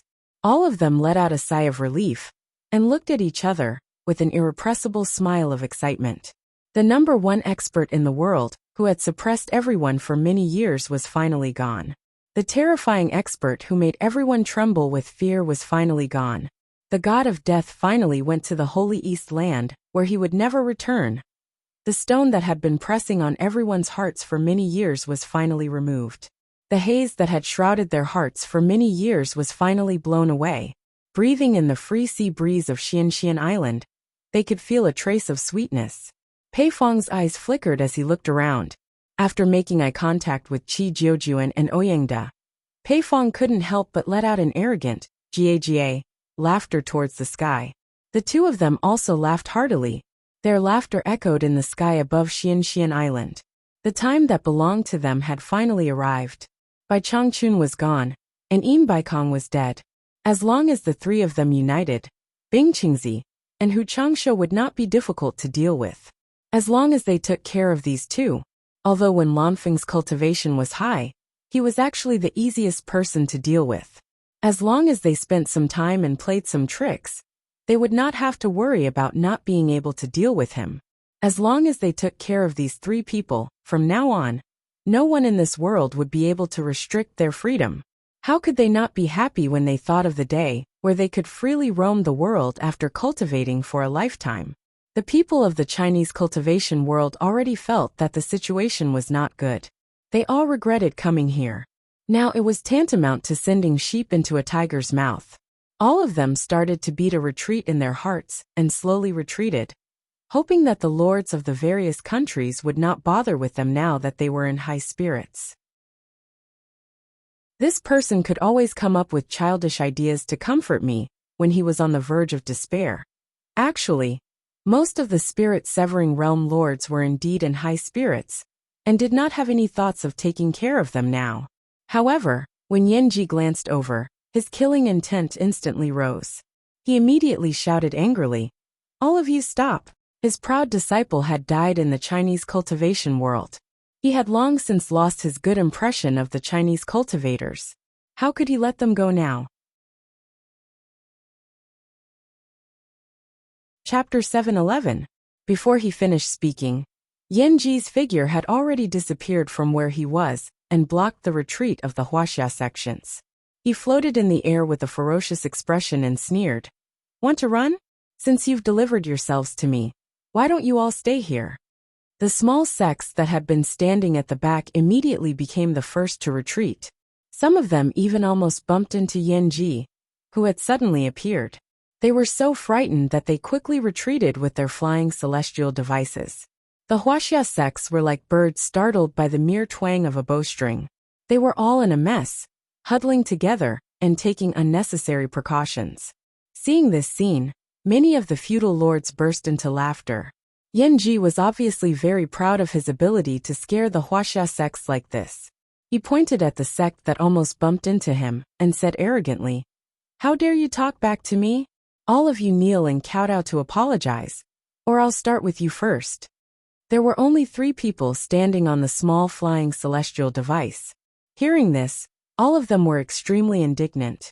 However, they were no match for Yanji, who was a legendary soul formation expert. They might not be able to escape today. Nongzhu and the great ancestor of Nanming silently looked at the wild lords of the various countries and didn't say anything. These people had been suppressed by Bai Changchun for many years. Now that Bai Changchun had left, they would probably vent their pent-up anger on these Huaxia cultivators.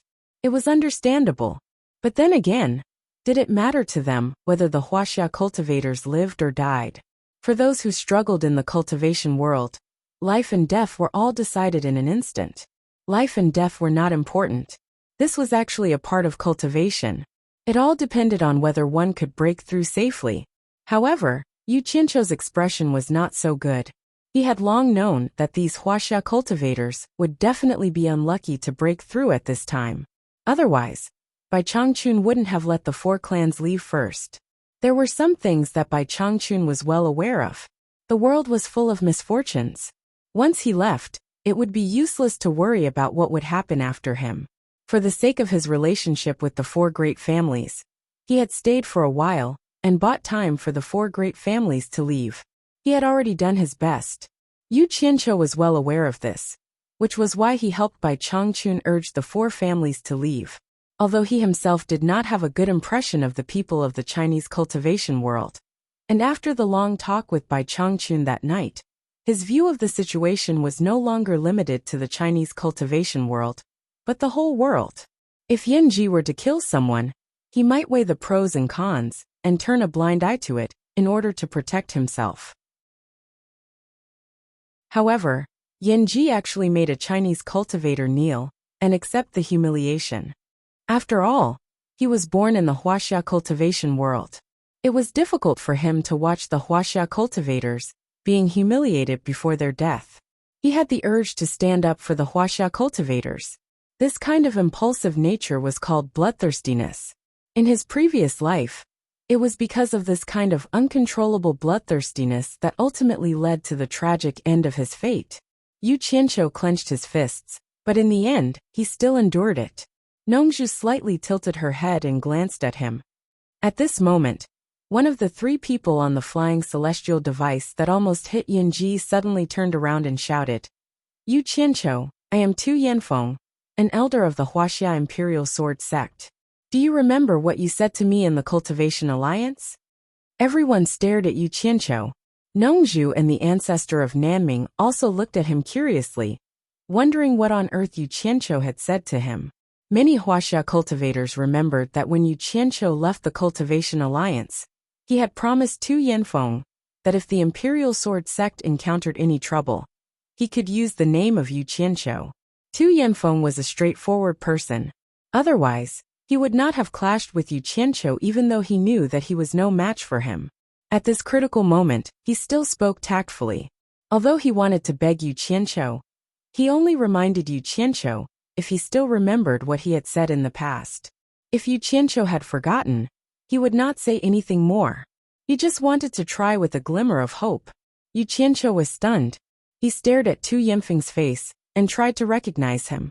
He immediately remembered what Tu Yanfeng said when he pretended to be generous and let him go. Although he clearly saw Yanji staring at him with a pair of cold eyes that were filled with killing intent, he still smiled. He cupped his hands and said, "So it's Elder Tu from the Imperial Sword School. Since we're old acquaintances, please come and have a chat." Before Tu Yanfeng could reply, the head of the Imperial Sword Sect had already flown over on his flying celestial device and floated in front of Yu Qianqiu.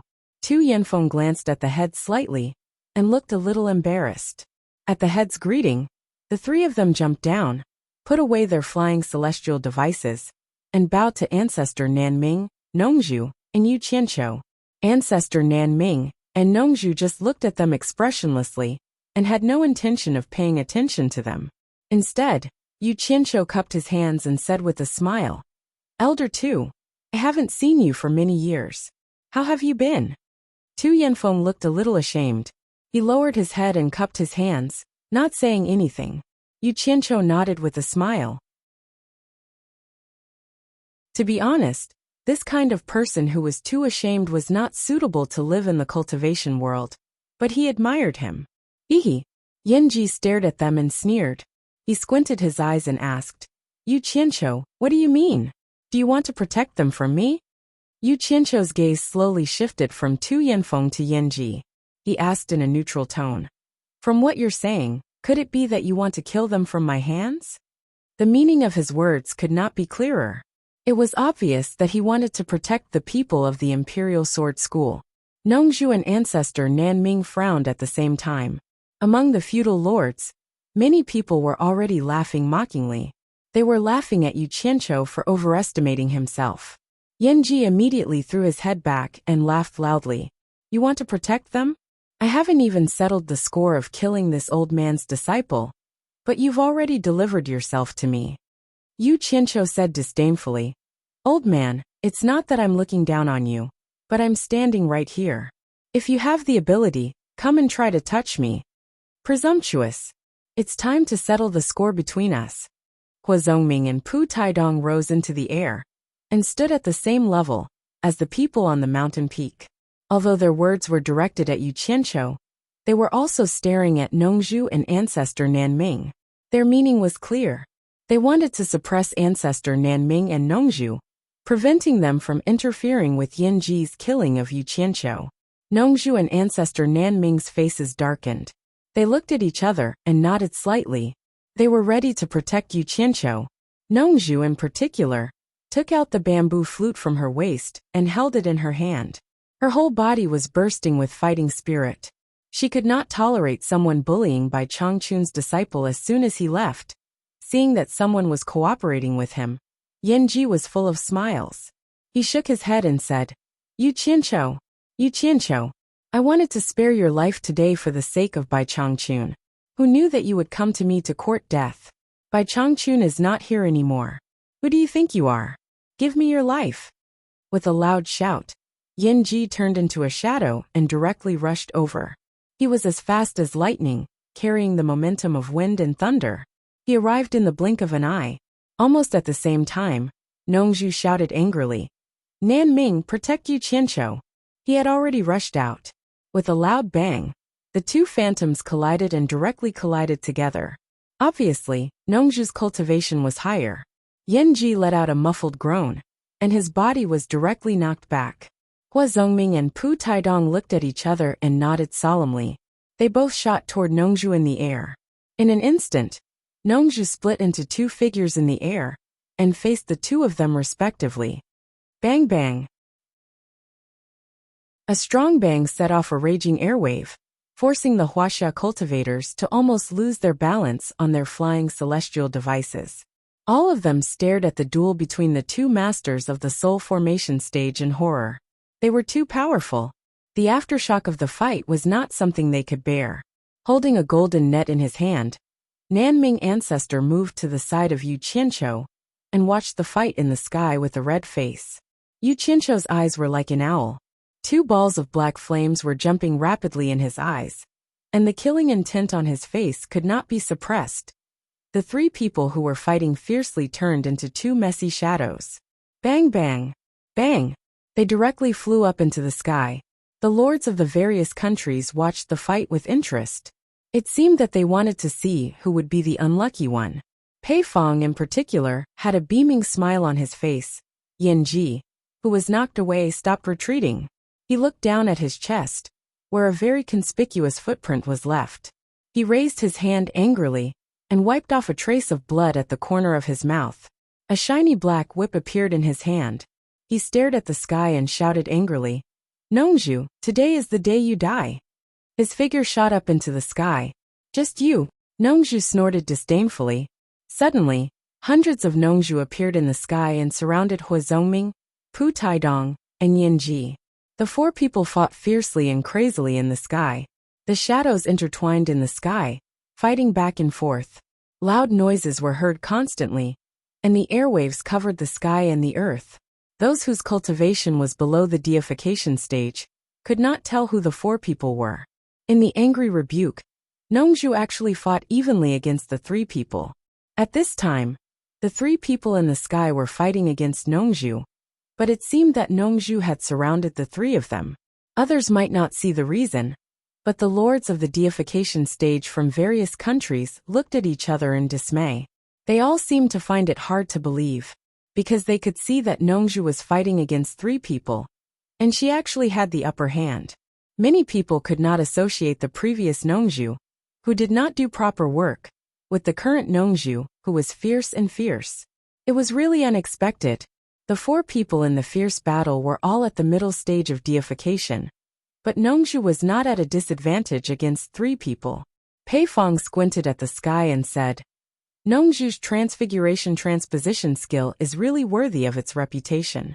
Coupled with her good cultivation, I'm afraid Hua Zongming and the other two people can't take advantage of her." It seems that Nongju is not far from breaking through the final stage of deification. When he said the last sentence, there was a hint of gloominess in his tone.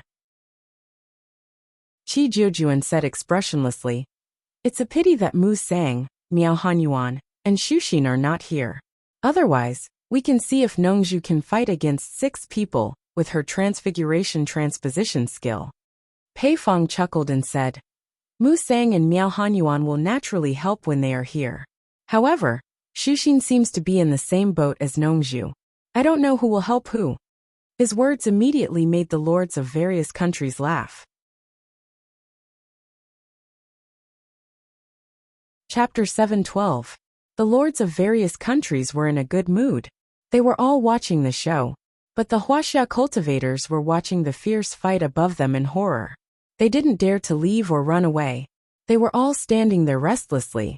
With tears in her eyes, Qianghua Fairy stared at the fierce fight in the sky. Her red lips moved and she murmured with a bitter smile, "Nongju.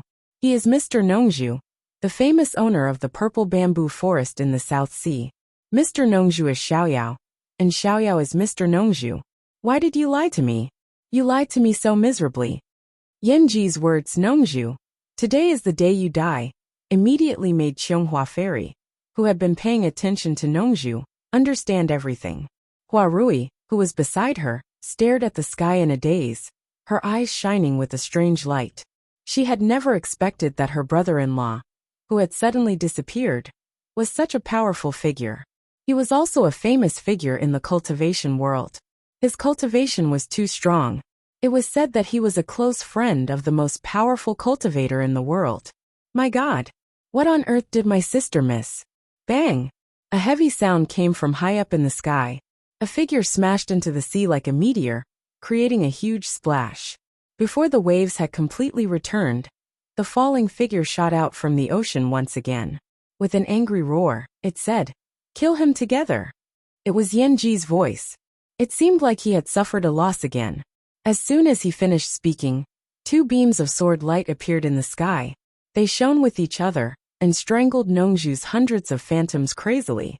Yanji, who had rushed up to the sky, waved the long whip in his hand completely. In an instant, the dark and gloomy whip shadows shot out disorderly like arrows. After cooperating with Hua Zongming and Pu Taidong, who were moving freely in the sky, they immediately suppressed the over 100 shadows of Nongju to less than 50. It made people feel that Nongju was in a precarious situation. Qianghua Fairy was still immersed in the memories of the past with tears in her eyes. But Hua Rui was a little worried by the movement above. "Senior Nanming, go and help Senior Nongju." "I'm fine here," Yu Qianqiu said in a low voice. Although he couldn't see clearly what was happening above, he could feel that Nongju's qi power was suppressed by Yanji and the other two. Old ancestor Nanming turned around to look at him, and he was instantly slightly shocked. He discovered that there were two balls of pitch-black flames leaping about in Yu Qianqiu's eyes, as if they were about to jump out of his eye sockets uncontrollably. Moreover, he could faintly feel a bone-chilling coldness from Yu Qianqiu's body. That faintly discernible and terrifying aura made one's hair stand on end. Nongju will be fine for the time being. The old man still has some powerful skills that he hasn't used yet. Just as Patriarch Nanming finished speaking, the situation in the sky suddenly changed. Dozens of phantoms of Nongju, who had been suppressed by the three of them, suddenly emerged from the gaps of their encirclement. Dozens of phantoms danced in the air like flying fairies. The speed was getting faster and faster. The people watching from below only felt that their eyes were blurred. In an instant, each of Nongju's phantoms suddenly appeared as a clone. In the blink of an eye, hundreds of vivid and lifelike Nongju appeared in the air and surrounded the three of them again. Yanji and the other two were so fast that their figures could not be seen clearly. They attacked each of Nongju's phantoms crazily, but it seemed that every attack missed. They couldn't find out which one was the real Nongju. All of Nongju's phantoms suddenly stopped moving in the air. Some were standing, some were lying, some were leaning, some were tilting, and some were sitting with their legs crossed. Each of them was vivid and lifelike. They were handsome and elegant, fully displaying the peerless elegance of the most handsome man in the world. Every attack of Yanji and the other two easily pierced, slashed through each of the phantoms. They had no effect on the hundreds of phantoms that stopped in the air. Because they were all phantoms, physical attacks had no effect on them.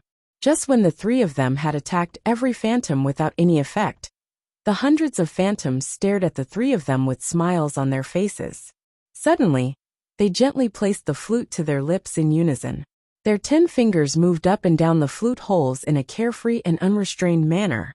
A melodious flute sound reverberated endlessly between the heaven and the earth.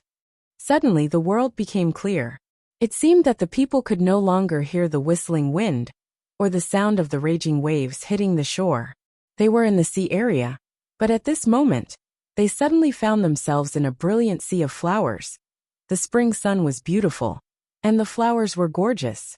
Many butterflies were flying in the sea of flowers, and many children were running happily in the sea of flowers. They seemed to have returned to their childhood, playing hide and seek and catching butterflies in the flowers. And they were one of the happy children.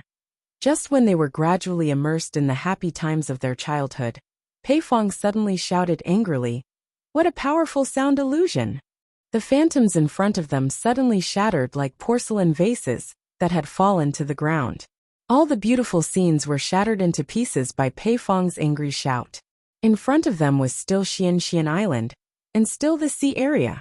They were all illusions. Everyone was shocked. Only now did they remember that the fight was still going on. But why was there no sound of fighting?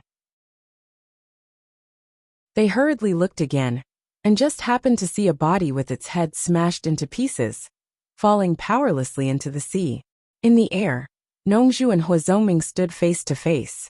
However, Hua Zongming's head drooped down powerlessly. From his back several bloody holes could be seen. A bamboo flute had pierced through his chest and drilled out from his heart. The hole at the end of the flute was bleeding profusely. Yanji's eyes were wide open, and he looked at Nongzhu in disbelief. He was swaying in the air, and the whip in his hand had long disappeared. One of his hands was covering his throat, and blood was flowing through the gaps between his fingers. His other hand, which was covering the left side of his chest, was also a patch of bright red. Yanji, I told you that you couldn't kill me, but you just didn't believe me. I didn't want to kill anyone, but you forced me to kill you. Why do you have to do this? Nongzhu looked at Yanji expressionlessly and said. Suddenly, a heavy palm landed on Hua Zongming's chest. The flute flew out from Hua Zongming's back and shot out in an arc. With a bang, it directly blew Yanji's head into pieces. The two corpses fell to the sea at the same time, splashing two waves. Nongzhu's flute drilled into the sea with a whoosh. It stirred in the sea for a while, and then bounced out with a bang, landing in Nongzhu's hand in the air.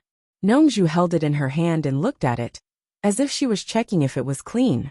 Then she nodded with satisfaction, and teleported back to Nanming Ancestor, in Yu Qianzhou's side. Everyone looked at Nongzhu in shock. Whether it was the lords of the various countries or the Huaxia cultivators, they didn't expect that Nongzhu could kill 3 lords of the mid-divine transformation realm in the blink of an eye. 1 against 3. They were all at the mid-divine transformation realm, but he killed them all, and he was completely unharmed. What did this mean? The lords of the various countries looked at each other. Yanji, Hua Zongming and Pu Taidong died just like that? This was a little hard for them to accept.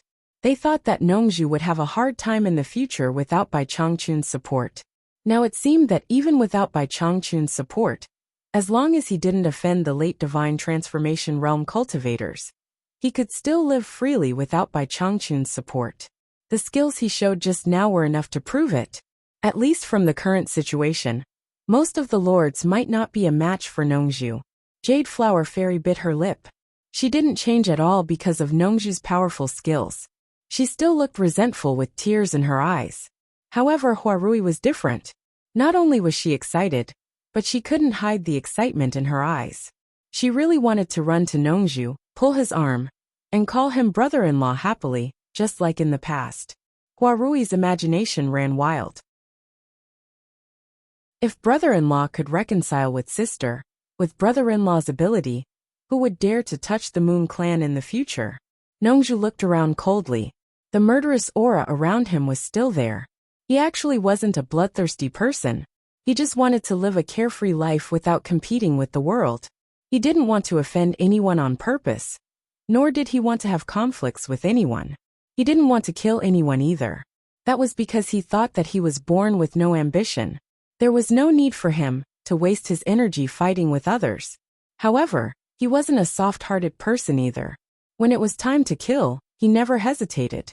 Today, even though he killed to protect Yu Qianzhou, it was also to avoid trouble for himself in the future. He deliberately killed in front of everyone to intimidate them. As soon as Bai Changchun left, these people showed their arrogance and were ready to make trouble. They actually targeted Bai Changchun's disciple. If he didn't intimidate them now, when would he? Once they attacked together, he wouldn't be able to block them even if he wanted to with his current level of cultivation. Ancestor Nanming glanced at Nongzhu. He didn't seem surprised that Nongzhu could kill Yanji and the other 2. On the other hand, Yu Qianzhou was a little surprised. However, he wasn't surprised because Bai Changchun once told him not to underestimate Nongzhu. She wasn't as easy to bully as she looked. However, Yu Qianzhou kept looking at the flute in Nongzhu's hand. He felt a little nauseous. This was definitely not the first time this flute had killed someone. He thought of Nongzhu playing the flute next to his lips, and then the scene of his opponent's intestines being pierced or brains being smashed. How could he stuff such a disgusting thing into his mouth? He really had to give it to him. That scene was like a bloodthirsty swordsman licking his lips after killing the enemy and tasting the blood on his sword. The atmosphere was a little quiet. Pei Fong stared at Nongzhu coldly. He looked left and right and transmitted his voice to Qi Jujuan and Ouyangda. You've all seen it. Nongzhu is very likely to break through to the soul transformation final stage soon. Keeping him here won't do us any good. Why don't we take the opportunity now? What do you think? The two nodded slightly, obviously agreeing with Pei Fong's words. Pei Fong immediately chuckled and looked up at Nongzhu. Nongzhu, I really couldn't tell. What a good trick. Even I, Pei Fong, have to admire you. However, almost all the forces here had disciples who died in the hands of Yu Qianqiu. It's time to end it today. Nongzhu, I advise you to hand over Yu Qianqiu obediently.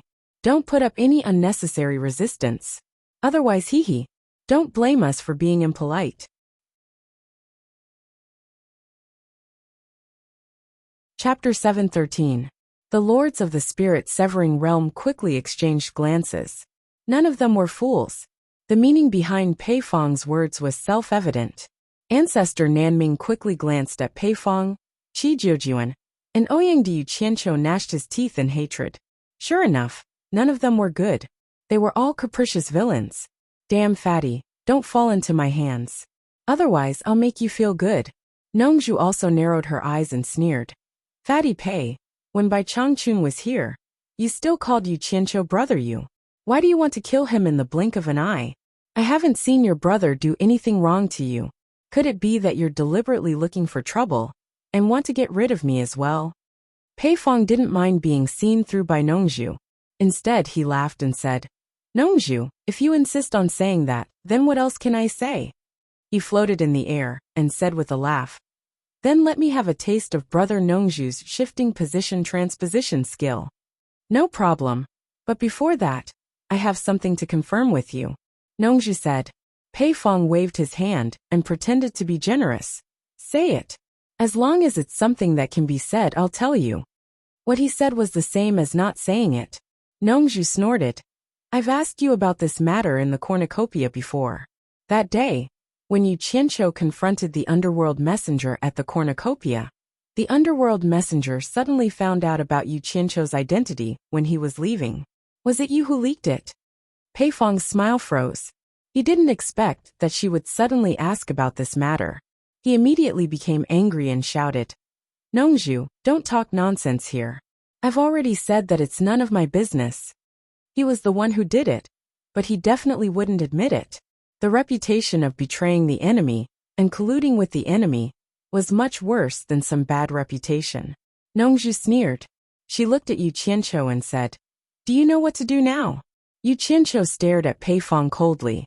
He knew that Nongzhu would not say something like that without reason. It seemed that Pei Fong had done something behind her back then. It was no wonder that the green-browed guy had suddenly turned against him. Yu Qianqiu stared at Pei Fong coldly. But the strange thing was, why did Nongzhu tell him this now?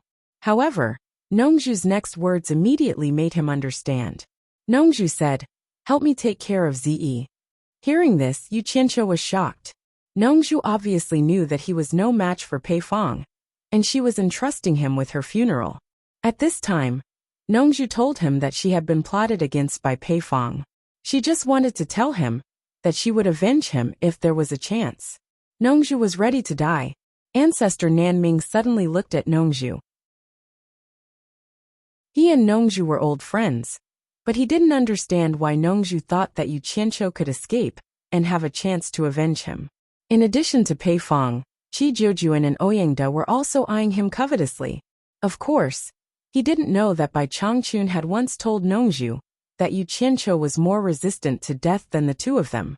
It seemed that he had a treasure to protect him, which made it difficult for others to kill him. Therefore, he pinned his hope on Yu Qianqiu. Don't talk nonsense. I'll take care of your disciple for you. Pei Fong suddenly burst out a terrible momentum, and the airflow around him spread out like visible waves. Huarui suddenly grabbed Jasper Flower Fairy's arm, looking very nervous. If it was before, they might not know who Pei Fong was. But since the cultivation world of Huaxia extended its tentacles, they naturally heard of this master at the last stage of Huaxia. He was one of the legendary top 10 masters. Could Nongzhu deal with him? Damn it. Damn fatty, just you wait and see. Yu Qianqiu cursed in his heart and prepared to escape with Nongzhu. He couldn't let Nongzhu die in Pei Fong's hands.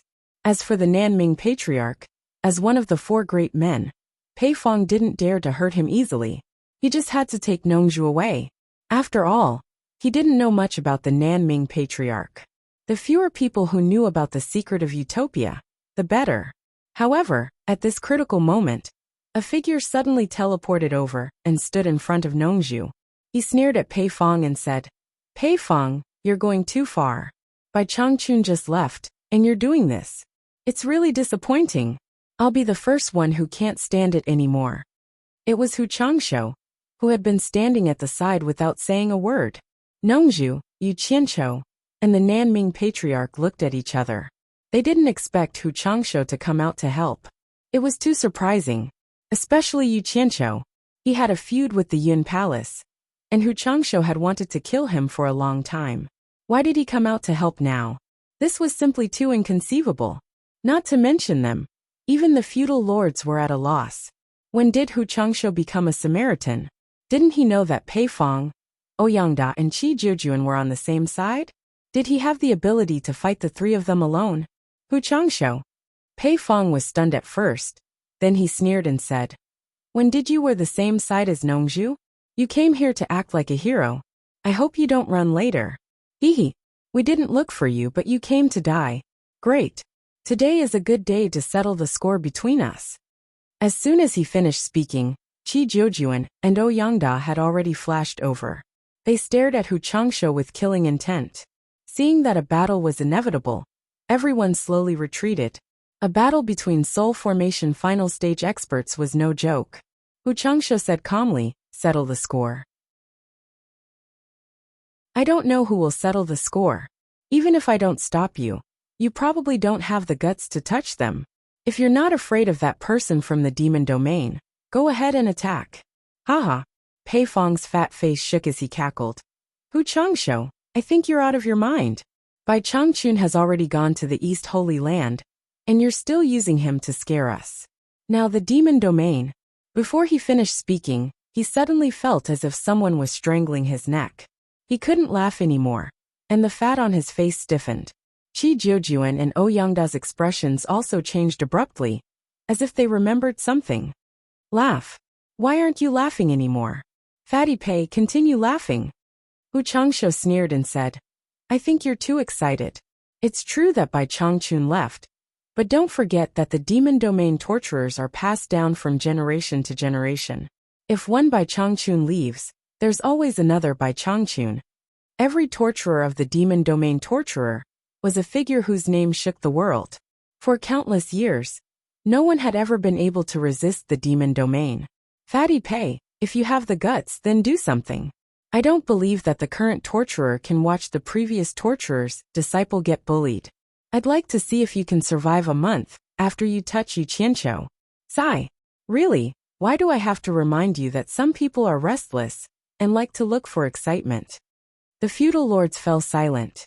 They realized that everyone was too excited. How could they forget this?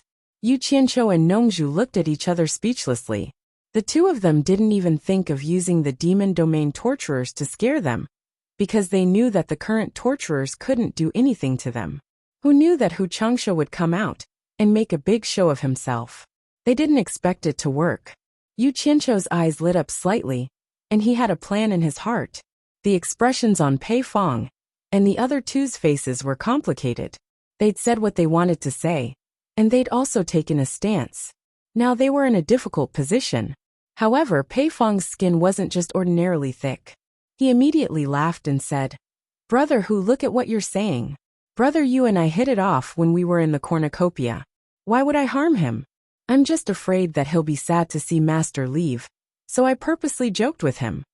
Then he waved his hand at Nongzhu and Yu Qianqiu and said, "Brother Nongzhu, brother Yu, don't take it to heart. I was just joking with you." Even Ouyangda and Qi Jiujuan squeezed out a few smiles. It's not without reason that he's fat. He's thick-skinned. Hu Changshou said sarcastically. However, Pei Fong was really thick-skinned, so he didn't care about his sarcasm. He said with a smile, "From what Brother Hu said, do you know who the current torturer of the demon domain is?" Wu Changsho snorted coldly and didn't answer. In fact, he didn't know who the current torturer of the demon domain was. The reason why he stood out to help Nongzhu and Yu Qianqiu now was because he had his own plans. Now that Yin Baikong was dead, and Bing Qingzi believed that Yan Zhuixing was haunted and had a tendency to be independent, he was no different from a loner now. The next target of Pei Fong and the others would definitely be him. So he had to find a way to protect himself. Just when he didn't know what to do, Pei Fong and the other two gave him a chance to get closer to Nongzhu and Yu Qianqiu by forsaking their former enmity. He could also see that Nongzhu's cultivation was probably not far from breaking through to the late stage of deity transformation. If he could take this opportunity to form an alliance with Nongzhu, he might be able to pull Wen Lanfeng in. Maybe he could also build a relationship with the demon domain, and then he wouldn't have to be afraid of Fatty Pei and the others. As for whether it would work or not, it was another matter. Even if it didn't work, he had to give it a try. At least, people like Nongzhu valued friendship and would return it when they owed a favor. Haha, brother who is really tight-lipped. Pei Fong smiled to cover up his embarrassment and turned to ask Yu Qianqiu, Brother Yu, may I know who the current torturer of the demon domain is? Don't get me wrong. We just want to know who it is, so that we can congratulate him for taking over the demon domain, so that we can call him by his name when we meet. That's all. Damn it. You turn hostile faster than turning a page. Once I say that I'm the new torturer, you'll turn hostile again. Yu Qianqiu sneered. I'd better not say his name, so as not to scare you. You'll naturally know who he is when there's a chance. Pei Fong's expression froze, and he, Ouyang De and Qi Jiujuan looked at each other.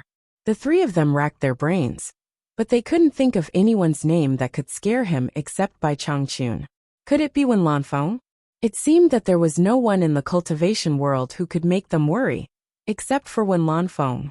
Could there be a master that they didn't know? Chapter 714. After a moment of hesitation, Qi Jiujuan sent a voice transmission to his two companions. I don't know if he's telling the truth.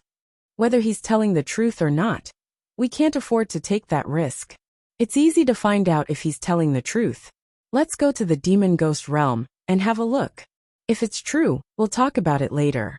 If it's false, we don't have to rush to deal with them. I don't think they can run away now, Pei Fong said.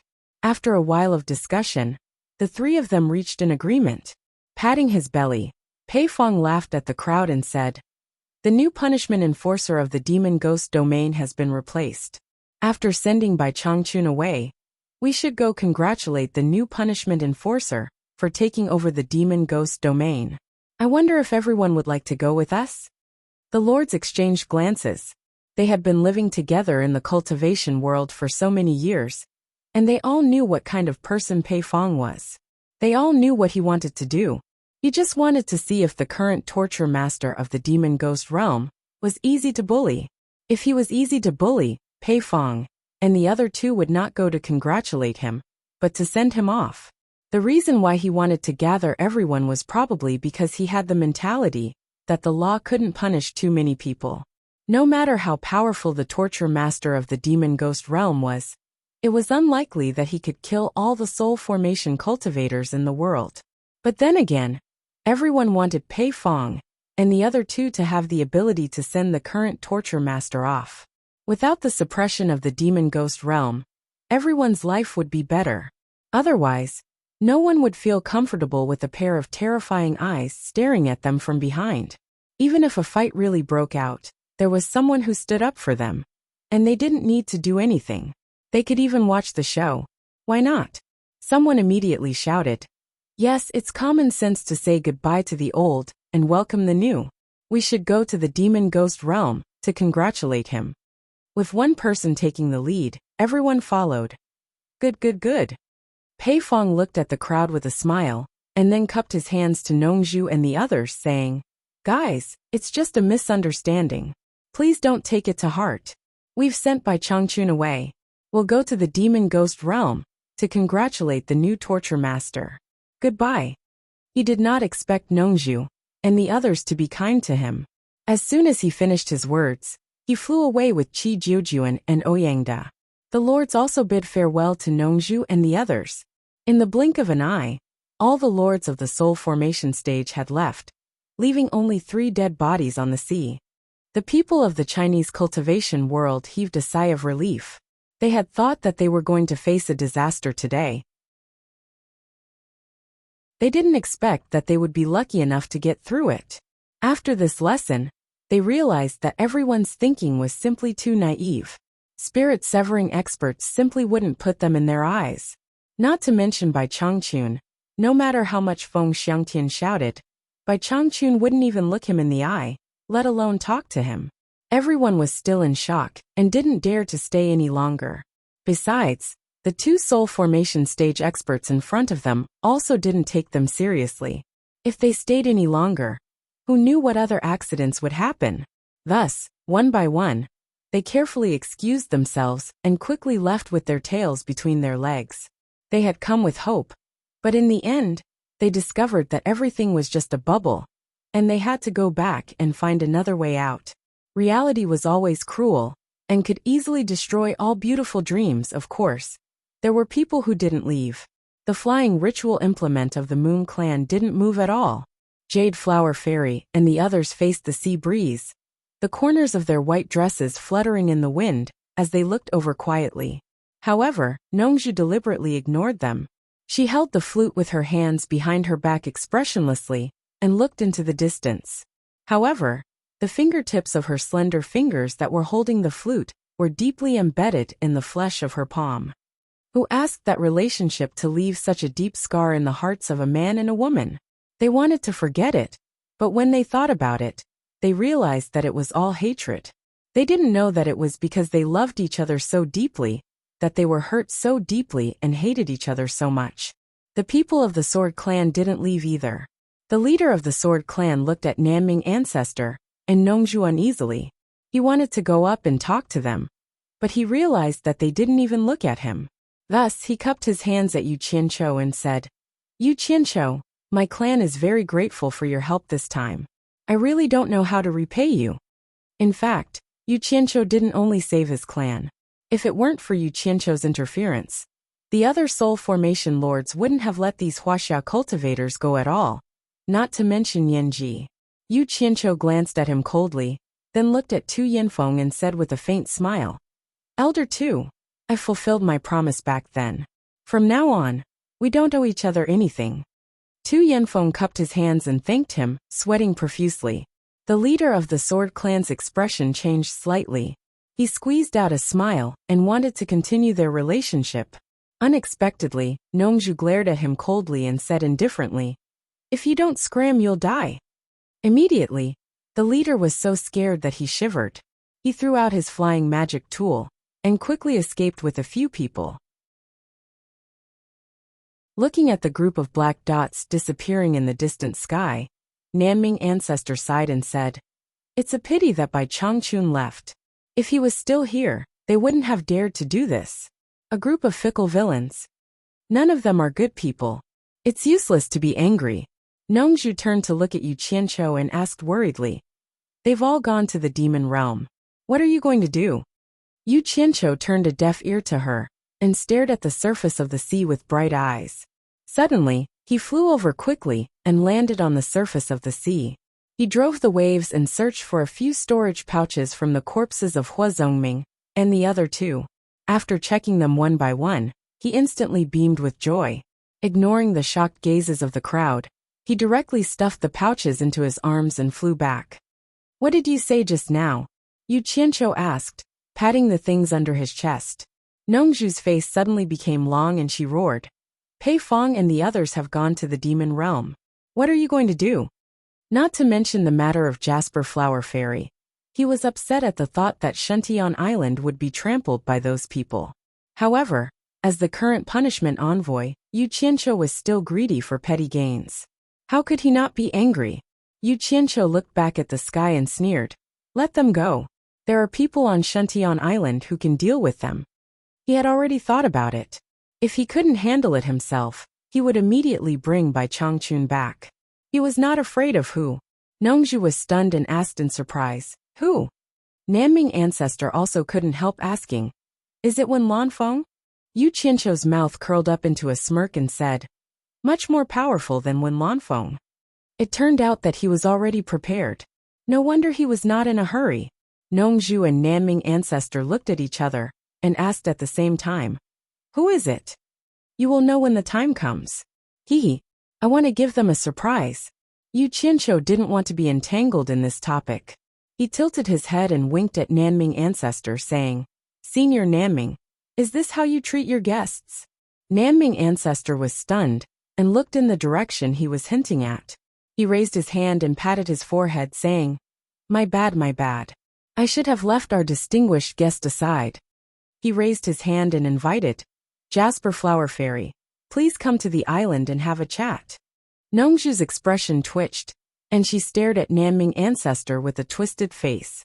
She was really worried that this old guy had some designs on Jasper Flower Fairy, as Yu Qianqiu had said. Although she didn't want to have anything to do with Jasper Flower Fairy now, she didn't want Nanming ancestor to have any designs on her. Jasper Flower Fairy bowed to Nanming ancestor, and then put away the flying celestial device under her feet. They landed on the island.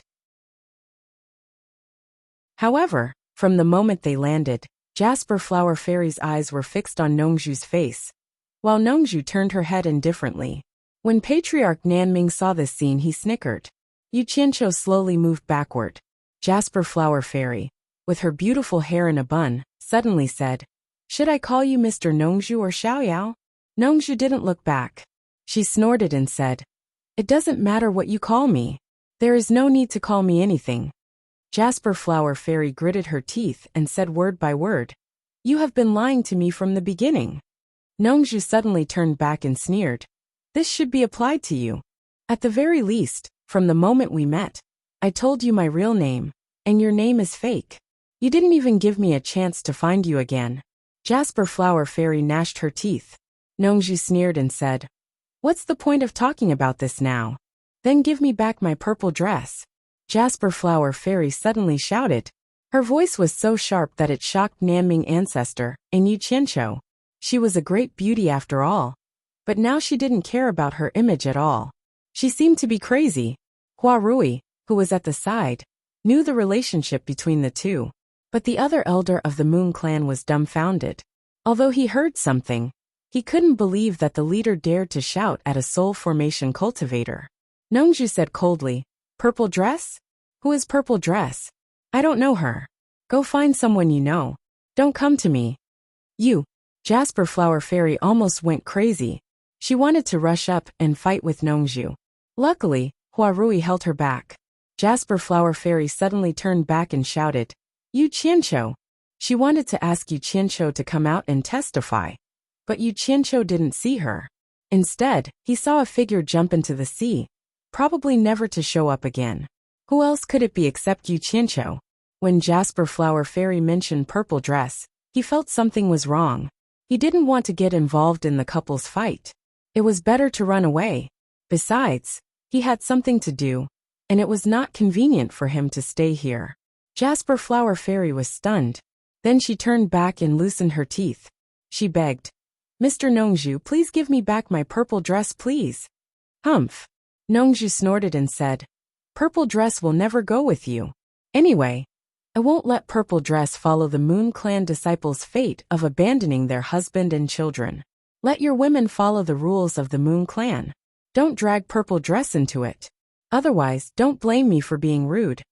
He didn't like the Moon Clan disciples who brought their daughters to the clan and abandoned their sons and husbands when they had sons.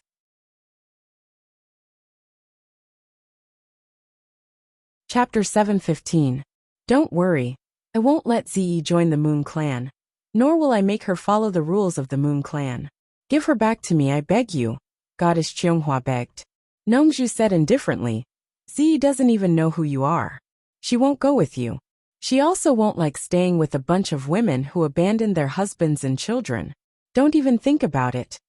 These words were like steel needles, stabbing into Qianghua Fairy's heart. She felt like she was struck by lightning, and stumbled back a few steps. She asked with a pale face, You really won't give Zi back to me? Nongzhu turned around and faced the raging sea. She said indifferently, don't ask anymore. Even if you ask me 10,000 times, I won't let Zi go with you. Shameless, Qianghua Fairy said in a trembling voice. If you don't let her go with me, I'll go find her myself. I'll go to the South Sea Purple Bamboo Forest to find her myself. Why don't you try? Nongzhu suddenly turned around and said word by word. If you dare to go find Zi, I will flatten the Moon Clan and kill your entire family. This is not a difficult thing for me. I mean what I say. Whether you go find Zi or protect your entire Moon Clan, it's up to you. Hua Rui and the other elders' faces turned pale. Hua Rui had thought that her sister and brother-in-law could reconcile, and then her brother-in-law could protect the Moon Clan. That would be the best. However, her brother-in-law actually said that he would flatten the Moon Clan. He was very decisive. She said in a trembling voice, Brother-in-law you. Before she could finish, Nongzhu stared at her angrily and shouted, Shut up. Your brother-in-law is not here. Your Moon Clan is full of heartless women. Is there a brother-in-law? What a joke. Hua Rui was speechless. Qianghua Fairy sobbed and said, Xiaoyao, you are so cruel. You want to separate us. That's the best way to describe you in the past. Nongzhu glared at him and raised the flute on her back. She said indifferently, If you keep talking, I'll kill two of you right now. Jade Flower Fairy was shocked. There were only two people beside her. Who else could she want to kill? She bit her lip so hard that it bled. She shook her head and looked at Nongzhu in disbelief. She couldn't believe that the gentle and refined man she had fallen in love with at first sight could actually be so cruel. Resolutely she turned around and said, Let's go. A white figure disappeared into the distance. Hua Rui looked at Nongzhu and sighed slightly. She wanted to say something but stopped herself. In the end, she followed another elder and flew into the sky to chase after Viburnum Fairy. The salty and humid sea breeze blew endlessly. The two people on the mountain peak stood there silently. Nanming Old Ancestor tugged at his red beard and looked at Nongzhu, who was deep in thought with her eyes closed, a little embarrassed. After a long time he asked weakly, Nongzhu, is she Ziyi's mother? Nongzhu closed her eyes and nodded slightly. Nanming Old Ancestor smiled embarrassedly and said, Nongzhu, I'm sorry. I didn't know you two had such a relationship. Don't blame me. It was Yu Qianqiu who instigated me to do it. Damn it, he ran away first. By the way, what's going on between you two? Tell me. It's a long story. Let's talk about it when we have time. Nongzhu opened her eyes and said calmly, I'm worried about the demon domain now. I don't know what Yu Qianqiu is doing. No, I have to go and have a look. As soon as she finished speaking, she had already left quickly. Nanming Old Ancestor said, Hey! He wanted to ask who the new torture envoy of the demon domain was. But Nongzhu didn't want to stay a moment longer. Thinking that he was in a bad mood at the moment, she decided to ask him later. Shuntian Island was still windy and sunny. The grass and trees swayed in the wind. In the big house at the center of the island, Yu Qianqiu stood there obediently with his hands behind his back. Lady Mu was really like a virtuous wife, as she carefully helped him put on the human skin mask. She didn't know why Yu Qianqiu wanted to wear this thing to change his appearance. Although she had doubts in her heart, after the previous lesson, she knew that she should just do as he said, and not ask what she shouldn't ask. If it was something she could know, Mr. would naturally tell her. Compared to the previous one, Mr. was easier to get along with. Unlike the previous one, he didn't even speak to her, let alone act so intimately. He made her tremble with fear all day long, and the days were really hard to bear. Now, as long as she didn't break any taboos, life was still very easy. After putting on the human skin mask, Lady Mu walked around Yu Qianqiu and looked around. After confirming that there were no flaws, she smiled and said, Mister, it's done. It's like you've changed into a different person. As she said this, she took out a clear bronze mirror and showed it to Yu Qianqiu. Yu Qianqiu nodded with satisfaction. Lady Mu put away the bronze mirror and helped Yu Qianqiu take off his outer clothes. Then, she helped him put on a set of gray clothes that Yu Qianqiu had prepared in advance. After changing his clothes, Yu Qianqiu sat cross-legged on the ground. Lady Mu loosened his hairband and carefully combed his hair. After straightening his hair, she pulled it all the way to his back and tied it with a silk ribbon around his waist, letting it hang naturally behind him. After everything was done, Yu Qianqiu's appearance had changed completely, and he was completely different from his previous self. He also looked more like a master than before, with a proud and inviolable look. It was just that he seemed to have aged a lot. Lady Mu's eyes were filled with doubt. There was actually someone who didn't like being young, and instead pretended to be old. She didn't know what Mr. was trying to do. Yu Qianqiu saw her doubt, and swept the clothes on the mat into his storage bag. He smiled and said, "Lady Mu, remember from now on, I'm not called Yu Qianqiu. I'm called Niu Yid." Niu Yid? Lady Mu was stunned, then she bowed and said, "Lady Mu will remember. When Mr. appears with this appearance, you will be called Niu Yid." Smart. Yu Qianqiu gave her a thumbs up and said with a smile, "In the demon domain, you're the only one who knows this secret. Don't tell anyone else. Give me some fresh fruits." Hearing that she was the only one in the demon domain who knew this secret, a hint of surprise flashed across Lady Mu's face. Then, she quickly brought over a long, short table and placed it in front of Yu Qianqiu with colorful fruits. Yu Qianqiu rubbed his hands and waved them like a tiger in a flock of sheep. Then he began to enjoy the fruits. Lady Mu consciously knelt behind him and massaged his shoulders with just the right amount of strength. After eating and drinking his fill, he didn't know when he fell asleep. His head was pillowed by a pair of elastic thighs. These days were quite comfortable. When the new morning arrived, the sunlight once again shone on the rolling dark clouds of the demon ghost region. A group of more than 100 people quickly flew above the clouds, forming a powerful aura that directly split the dark clouds below, forming a straight line that quickly extended behind the group of people. After they passed, the dark clouds rolled and closed again. There was nothing unusual, but the demons and ghosts below were frightened by the movement above. They had never seen so many powerful experts come to the demon domain together. After a while, the group of over 100 people finally flew past the endless dark clouds. A mirror-like lake appeared in front of them. It was so big that they couldn't see the edge. Everyone's expression became a little serious. They all knew that this was the famous 1,000-mile lake in the demon domain.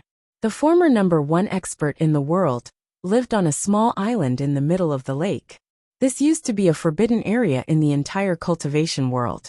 Few trespassers could survive. Now that everyone had come together, it was equivalent to breaking the rules here. They didn't know how the new master of Obedient Island would react. Everyone was a little nervous, mainly because they didn't know what kind of person the new torture master was. A black dot had already appeared on the surface of the lake far ahead. The three people who were flying at the front exchanged glances and gradually slowed down the speed of the people behind them. They had to restrain themselves before they found out who the new torturer was. Actually, with Pei Fong and the other two's cultivation, they should have arrived long ago. However, in order to come with everyone and increase their sense of security, they had to sacrifice their speed. Obedient Island was like a cat's eye, embedded in the blue and calm surface of the lake.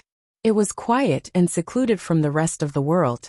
However, it was precisely this small island that caused the hundreds of people floating dozens of meters away from the island to feel great psychological pressure.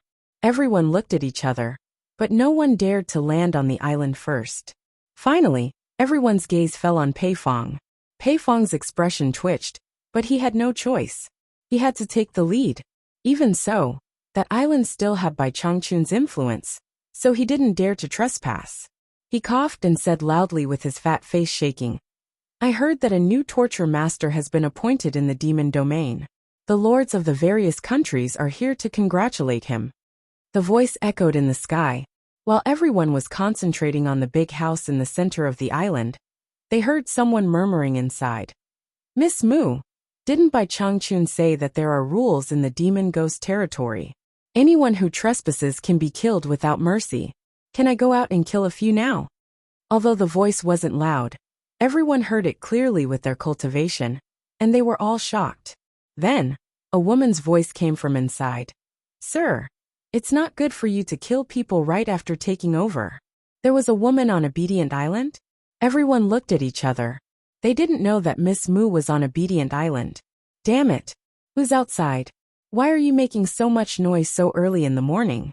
Can't you let me sleep? A loud curse came from inside the house. And then a majestic and terrifying aura surged out of the house, as if it wanted to devour the whole world. In an instant, it shrouded the hundreds of people in the air dozens of meters away. A series of extreme negative emotions such as indifference, despair, and death intertwined to form a terrifying aura. Even the lords of the various countries, including Pei Fong, couldn't help but shiver. They all moved to resist it before they felt better. Everyone's pupils shrank, and a look of horror appeared on their faces. Oh my God! Is such a terrifying aura still human?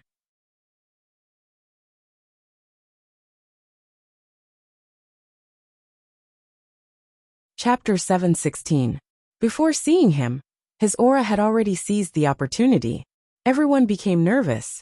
From the tone of this person's voice, he did not seem to be a kind person. Pei Fong, Qi Jiujuan, and Ouyang looked at each other speechlessly. They did not know where Bai Changchun had found such a powerful person to take over as the torture envoy. In any case, it was definitely not Wen Lanfeng, because the aura this person exuded was not Wen Lanfeng's aura at all. At this moment, the terrifying aura suddenly and quickly retracted into the house below. Everyone's eyes immediately focused on the door of the big house in the center of the island. They saw a man in gray walking out with his hands behind his back. He squinted at the group of people above and asked indifferently, "Who was shouting here just now?" Judging from the voice, it was the person who had just cursed in the house. Everyone's first reaction was to check this person's cultivation level, but no one could see through it. Therefore, everyone's eyes focused on Pei Fong and the other two, hoping to find some clues from their expressions. However, the three of them were also completely speechless. Everyone was immediately shocked. To be able to make Pei Fong and the other two speechless, this person's cultivation level was obviously higher than theirs. The newly appointed torture master of the demon realm was actually another unfathomable peerless master. How could they live? But who was this person? Why had they never seen him before? Everyone was speechless, their hearts pounding in fear. Yu Qianqiu glanced at everyone expressionlessly and said aggressively, "Are you all mute? Or do you think I'm easier to bully than Bai Changchun?" The gloomy and terrifying aura began to spread from his body again, and it was even more intense, giving people a feeling that he was about to fight. "Niu Yid, he's Niu Yid," someone suddenly said hoarsely in the air. It was none other than the Lord of the Purple Spike Kingdom, Shengguan Taiping. Although the lords present all knew of Niu Yid, none of them had seen him. Even when they were close to each other in the cornucopia, Niu Yid rarely came out, so no one had seen him. Only Shengguan Taiping's disciple, Yulan, had been with Niu Yid for a long time, and had reported Niu Yid's general appearance. After seeing this person's appearance, coupled with Niu Yid's signature terrifying aura, he immediately determined that this person was Niu Yid. Most of them had heard about Niu Yid's terrifying aura, and after Shengguan Taiping's reminder, they suddenly realized what was going on, and they were even more shocked. If it was before, they would not have been afraid of him, even if Pei Fong, Ouyang and Qi Jiujuan gathered together. Unfortunately, before Yin Baikong died, he mentioned that Niu Yid was from the immortal world. The group wanted to cry but had no tears. This Bai Changchun was too ruthless. Not only did he not want to be the torturer, but he even dragged someone from the celestial world to take over his position. That was too awesome. This fellow was not much better than Bai Changchun. He had the nickname of Ruthless Judge. Just by listening to his nickname, one could tell that he was not a soft-hearted person. Yu Qianqiu was confused. He pointed at Shengguan Taiping and said, "Who's that? How do you know me? I don't think I've ever seen you before." Shengguan Taiping awkwardly cupped his fist and said with an apologetic smile, "My disciple Yulandu has served you for some time." "Oh, so you're Yulanda's master."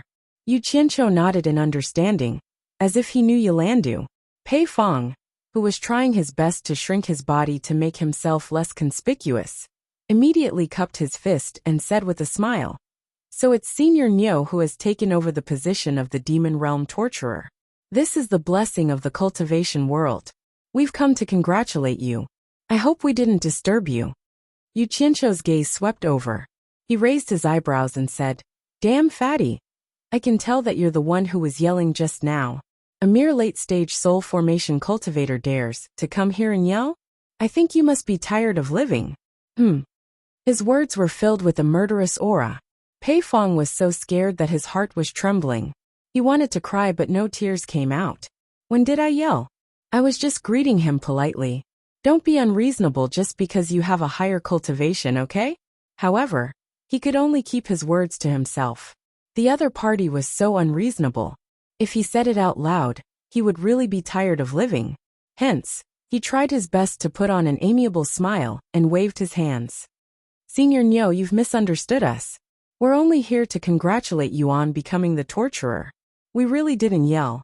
Perhaps I was too excited to see you just now, so I spoke a little too loudly and disturbed your peace. Please forgive me, Senior. No wonder this damn fatty could live until now. He was really flexible and shameless. Yu Qianqiu glared at him and said indifferently, I've misunderstood? Is there something wrong with my ears? No. Pei Fong waved his hands repeatedly. Senior, you have an immortal body. How could there be something wrong with your ears? I was born with a loud voice. Please forgive me, Senior. Many people looked at Pei Fong with sympathy and pity. This guy had always been reasonable when he met the strong. He had always been unreasonable when he met the weak. Now he was the one getting his comeuppance. Hearing him say that, Yu Qianqiu's expression softened. He snorted and said, I knew it. People always praise me for being wise and powerful. How could I have misunderstood them? Everyone was speechless. This Neo Yid was a fool who liked to listen to flattery. Pei Fong's eyes brightened, and the fat on his face trembled.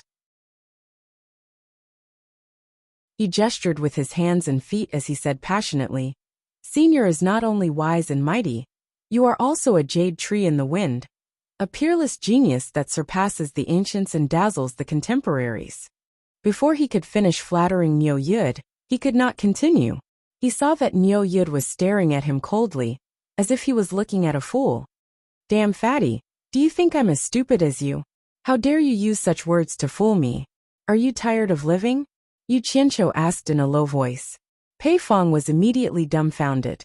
Many of the feudal lords' faces turned red, as they tried to hold back their laughter. This Neo Yid was temperamental. He was really hard to please. Pei Fong's shameless act was completely useless. He was probably going to be out of luck today. Just then, a woman in white walked out of the house. She held a fruit platter in her hands. There were fresh fruits of different colors on the platter. The fruit platter was placed in front of Yu Qianqiu. She smiled and said, Mister, eat some fruits to calm down. There's no need to lower yourself to their level.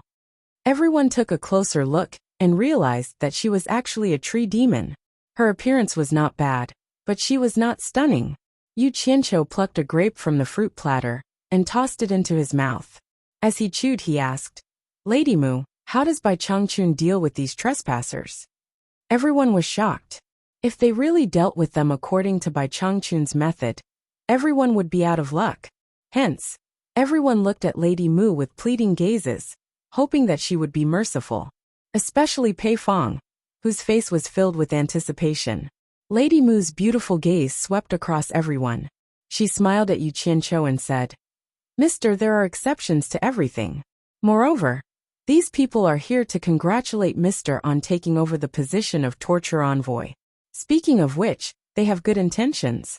There's nothing wrong with that. Why don't you be merciful and let them off this time? If they dare to trespass again, you can deal with them according to the old rules. What do you think? Everyone immediately looked at Lady Mu with gratitude. Then they looked at Neo Yid anxiously. Oh, Yu Qianqiu raised his eyebrows. He plucked another grape and tossed it into his mouth. After chewing a few times, he spat out the skin and reached out to touch Lady Mu's fragrant shoulder. His palm slid under her neck. He pinched her chin and asked with a smile, Why are you siding with an outsider? Have you taken a liking to one of them? Otherwise, why would you speak up for them? Lady Mu immediately knelt down in fear. Trembling, she said, Mister, please understand. Lady Mu has never seen them before. How could I have taken a liking to them? Lady Mu is really thinking of Mr. wholeheartedly. If Mr. doesn't believe me, I'm willing to die to prove my sincerity. She was still smiling just a moment ago, but now she was trembling in fear. Everyone who saw this felt a chill run down their spines. From her actions, it could be seen that this Neo Yud was definitely a murderous and temperamental person. Otherwise, this woman wouldn't be so frightened. Many of them wanted to escape. However, no one wanted to take the risk until the last moment. Because no one was confident that they could escape from the hands of this person from the immortal world. The scene of Baikong dying at the hands of the underworld messenger was still fresh in everyone's mind. Haha, look at what you're saying. How can I bear to let you die? Get up. Neo Yud personally helped the kneeling Lady Mu up. Then, he tilted his head to look at the crowd and said indifferently, "Today, for the sake of my maidservant, I'll let you off. However, if anyone dares to barge in again, it means that they don't respect me. When that time comes, it'll be useless no matter who begs for mercy." We don't dare. Everyone replied timidly. They finally heaved a sigh of relief. It seemed that they had passed today. Speaking of which, they really had to thank this tree demon called Lady Mu. Unexpectedly, Neo Yud snorted coldly again and said, "But rules are rules. You have to pay the price for breaking them. Otherwise, how can I maintain my prestige as a torture envoy? If word gets out, won't people laugh at me for being inferior to Bai Changchun?" Everyone's hearts were in their throats again. They didn't know what price he wanted them to pay. They stared nervously at Neo Yud, who lowered his head and pondered. How about this?